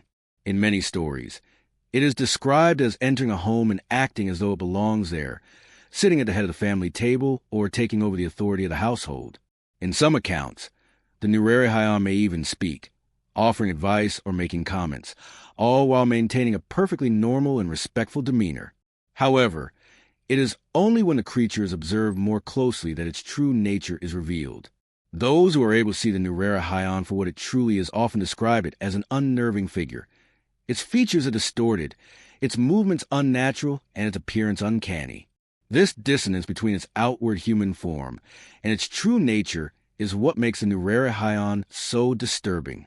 It's not that it is outright monstrous, but rather that it is a figure that shouldn't be there, causing a subtle but deeply uncomfortable disruption to the everyday world. In some legends, the Nurera is said to possess the ability to control other creatures or spirits, influencing them to do its bidding. This supernatural power adds another layer of complexity to the creature's role in folklore. The Nurera is not just a master of disguise, but also a manipulator of other beings, able to cause trouble by getting others to act in strange or unexpected ways. This sense of influence amplifies the Nurera already disturbing nature. It is not only able to slip past the boundaries of the human world, but also to manipulate it from within, making a hidden force that can cause chaos without ever revealing itself fully. While the Nurera is not typically seen as an outright malicious spirit, some versions of the story imbue the creature with more sinister qualities. In certain myths, the Nurera is believed to bring bad luck or misfortune to those it encounters. It is said to be able to affect the fortunes of households, subtly steering them into periods of financial or personal decline. This makes the Nurera a symbol of the unpredictable and capricious nature of fate. Just as a creature can move in and out of human lives without warning, so too can fortune shift in unexpected ways, sometimes for the worse. In these stories, the Nurera represents the randomness of life, the way in which things can go wrong without any apparent reason or cause. The influence of the Nurera can also be seen in modern depictions of the supernatural. In recent years, the creature has found its way into various forms of Japanese media, including films, manga, and video games, where it is often reinterpreted or adapted to fit contemporary themes. In many of these modern adaptations, the Nurera retains its ability to disguise itself and its penchant for subtle mischief, but is often portrayed with more complex motivations. In some cases, the Nurera may be reimagined as a more malevolent force, one that seeks to cause destruction or chaos in the world of humans. In others, it may be presented as a more tragic figure, one that is bound to a life of deception and disguised through some past wrong or curse. Regardless of a portrayal in modern media, the Nurera legacy in traditional folklore remains intact. The creature continues to be a symbol of the unknown, the unsettling nature of the supernatural, and the anxiety that comes from being unable to control or understand the forces that operate just outside our perception. The The Nurari reminds us that even in the most familiar places, there may be forces at work that are hidden from our view, and that the line between the ordinary and the extraordinary can be far more fluid than we might like to think. The enduring fascination with the Nurari lies in its ability to be both frightening and amusing, uncanny and relatable. Its presence in folklore serves as a reminder of the thin veil between the human and supernatural realms, and the potential for disruption that exists even in the most mundane aspects of life. Through its ability to infiltrate human spaces unnoticed, the Nurari serves as a powerful symbol of the strange and hidden forces that often lurk just beyond our understanding, waiting to make their presence known in subtle, disquieting ways. The Yuki-onna, or Snow Woman, is one of the most enduring and haunting figures in Japanese folklore. A spirit that emerges from frozen, desolate landscapes of winter, she is an embodiment of both beauty and danger, her icy presence a chilling reminder of the harsh, unforgiving nature of the natural world. Descriptions of the Yuki-onna vary somewhat, but she is almost universally depicted as a tall, beautiful woman dressed in white, often with long black hair, her face pale as the snow she walks upon. Her most striking feature, however, is her ability to freeze the hearts of those who encounter her, leaving them trapped in an icy death. The Yuki-onna's appearance is a symbol of the deadly beauty of winter itself, elegant yet merciless. The legend of the Yuki-onna has been told in various forms for centuries, with different regions of Japan offering their own variations on the story. What remains consistent, however, is the central motif of the Yuki-onna as a spirit that preys upon the living during the coldest months of the year. In many versions of the tale, she is associated with snowstorms in the deep, uninhabited parts of mountains, where the wind howls and the cold seeps into the bones. Her presence in these bleak, wintry landscapes reflects the isolation and danger that can be found in nature's more inhospitable corners. Yet, it is not just the cold itself that makes the Yuki-onna terrifying. It is the way she uses her beauty and allure to draw people in, only to strike when they are most vulnerable. The Yuki-onna's origins are rooted in the folklore of the snowbound regions of Japan, where heavy snowfall and extreme cold were and still are common during the winter months. These harsh conditions often made travel dangerous, and stories of ghostly women who would appear in the snow, luring travelers to their doom, became common in the folklore of these areas. In some of the earliest stories, the Yuki-onna is portrayed as a vengeful spirit, one who appears as a beautiful woman during a snowstorm to seduce or kill men. In others, she is depicted as a more tragic figure, a woman who was once human but was transformed into a spirit by the cold, doomed to wander the snow-covered mountains for eternity. In most versions of the story, the Yuki-onna is said to appear on cold, snowy nights, sometimes taking the form of a young woman traveling through a snowstorm. In some versions, she is a figure of tragic beauty, her long, flowing hair a stark contrast to the whiteness of the snow around her. She may appear to travelers who are lost in the storm, offering them assistance or shelter from the cold. The traveler, desperate for warmth and safety, may follow her into a shelter, only to find that she is not what she seems. The Yuki-onna's appearance often belies her true nature, as her beauty and grace conceal her lethal power. The moment a Yuki-onna reveals her true form is as chilling as her very presence. She is often said to have the ability to freeze her victims with a single breath, her icy gaze capable of turning even the strongest man to ice. In many stories, the Yuki-onna uses her freezing powers to kill her victims by draining their life force, freezing them to death in a matter of moments. Some versions of the tale describe her as sucking the warmth and energy from her victims, leaving them cold and lifeless. Others say that she turns them into ice statues, their bodies frozen in place, forever preserved in the moment of their death. The frozen death of the victim is symbolic of the Yuki-onna's power over life and death, as well as the dangers of being trapped in a world where the elements are merciless. The Yuki-onna is not always portrayed as a malevolent or evil spirit, however. In some versions of the story, she is a tragic figure, a woman who was wronged in life and transformed into a spirit because of the pain and sorrow she experienced. In these retellings, she is sometimes depicted as a woman who was abandoned or betrayed by her lover, and who seeks revenge on the living by using her powers to freeze them in their tracks. In these stories, the Yuki-onna's coldness is a reflection of her emotional numbness, a defense mechanism against the heartbreak and betrayal she suffered in life. Her icy touch becomes not just a physical manifestation of death, but also a symbol of the emotional isolation she has endured.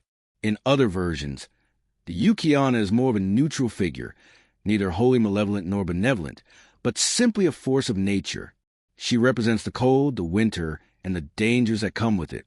In these stories, she does not actively seek to harm anyone, but she is a reminder of the fragility of life and the inevitability of death.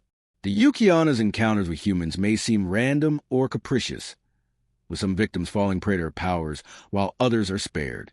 Her behavior reflects the unpredictability of nature and the way that humans are at the mercy of forces beyond their control. One of the most famous stories of the Yukiana comes from the collection of traditional Japanese ghost stories known as the Tales of the Supernatural Kaiden. In this tale, a man and his companion are caught in a snowstorm while traveling through the mountains. They seek shelter in a small cabin, where they encounter a mysterious woman, pale, beautiful, and dressed in white, who seems to appear out of nowhere. As the night goes on, the woman reveals her true nature as a Yukiana, freezing the man's companion to death with a single touch. The man, however, is spared because the Yukiana takes pity on him, warning him never to speak of their encounter. He promises, and for many years, he keeps his word, living his life in peace. However, many years later, he marries and has children, and his wife is shocked when one day he recounts his encounter with the Yukiana. The woman, upon hearing the tale, reveals that she is the Yukiana he had once met, and that she had spared him all those years ago because of her love for him. She vanishes in a cloud of snow, never to be seen again. This tale reflects the dual nature of the Yukiana as both a figure of death and a symbol of lost love and heartbreak. It is a reminder of the power of the supernatural and the way in which the forces of nature can shape the fate of human beings. The Yukiana's presence in the story represents not just the coldness of winter, but also the lingering effects of past trauma, as well as the fragility of life itself. Her ability to spare or kill her victims is a metaphor for the unpredictability of fate and the way in which the natural world can be both beautiful and deadly at the same time. In modern media, the Yukiana has continued to captivate audiences, appearing in countless films, television shows, manga, and literature. Her character has been reimagined in a variety of ways, from a malevolent spirit seeking vengeance, to a tragic and misunderstood figure, to a more abstract representation of the dangers of nature itself. In many of these adaptations, the Yukiana retains her ability to freeze her victims with a single touch, and her beauty continues to be a key part of her allure and danger. Her presence in these modern versions reflects a continued fascination with the supernatural and the eternal struggle between the human world and the forces of nature that lie beyond it. The Yukiana's role in Japanese folklore underscores the deep connection between the natural world and the spiritual world, as well as the way in which the elements, particularly the cold and the snow, can be both awe-inspiring and terrifying. She is a creature that exists on the border between the living and the dead, a reminder that life is fragile and that death can come suddenly, often without warning. Whether she is portrayed as a vengeful spirit, a tragic figure, or a force of nature, the Yukiana remains one of the most powerful and evocative figures in Japanese mythology, a symbol of the beauty and danger that coexist in the world around us.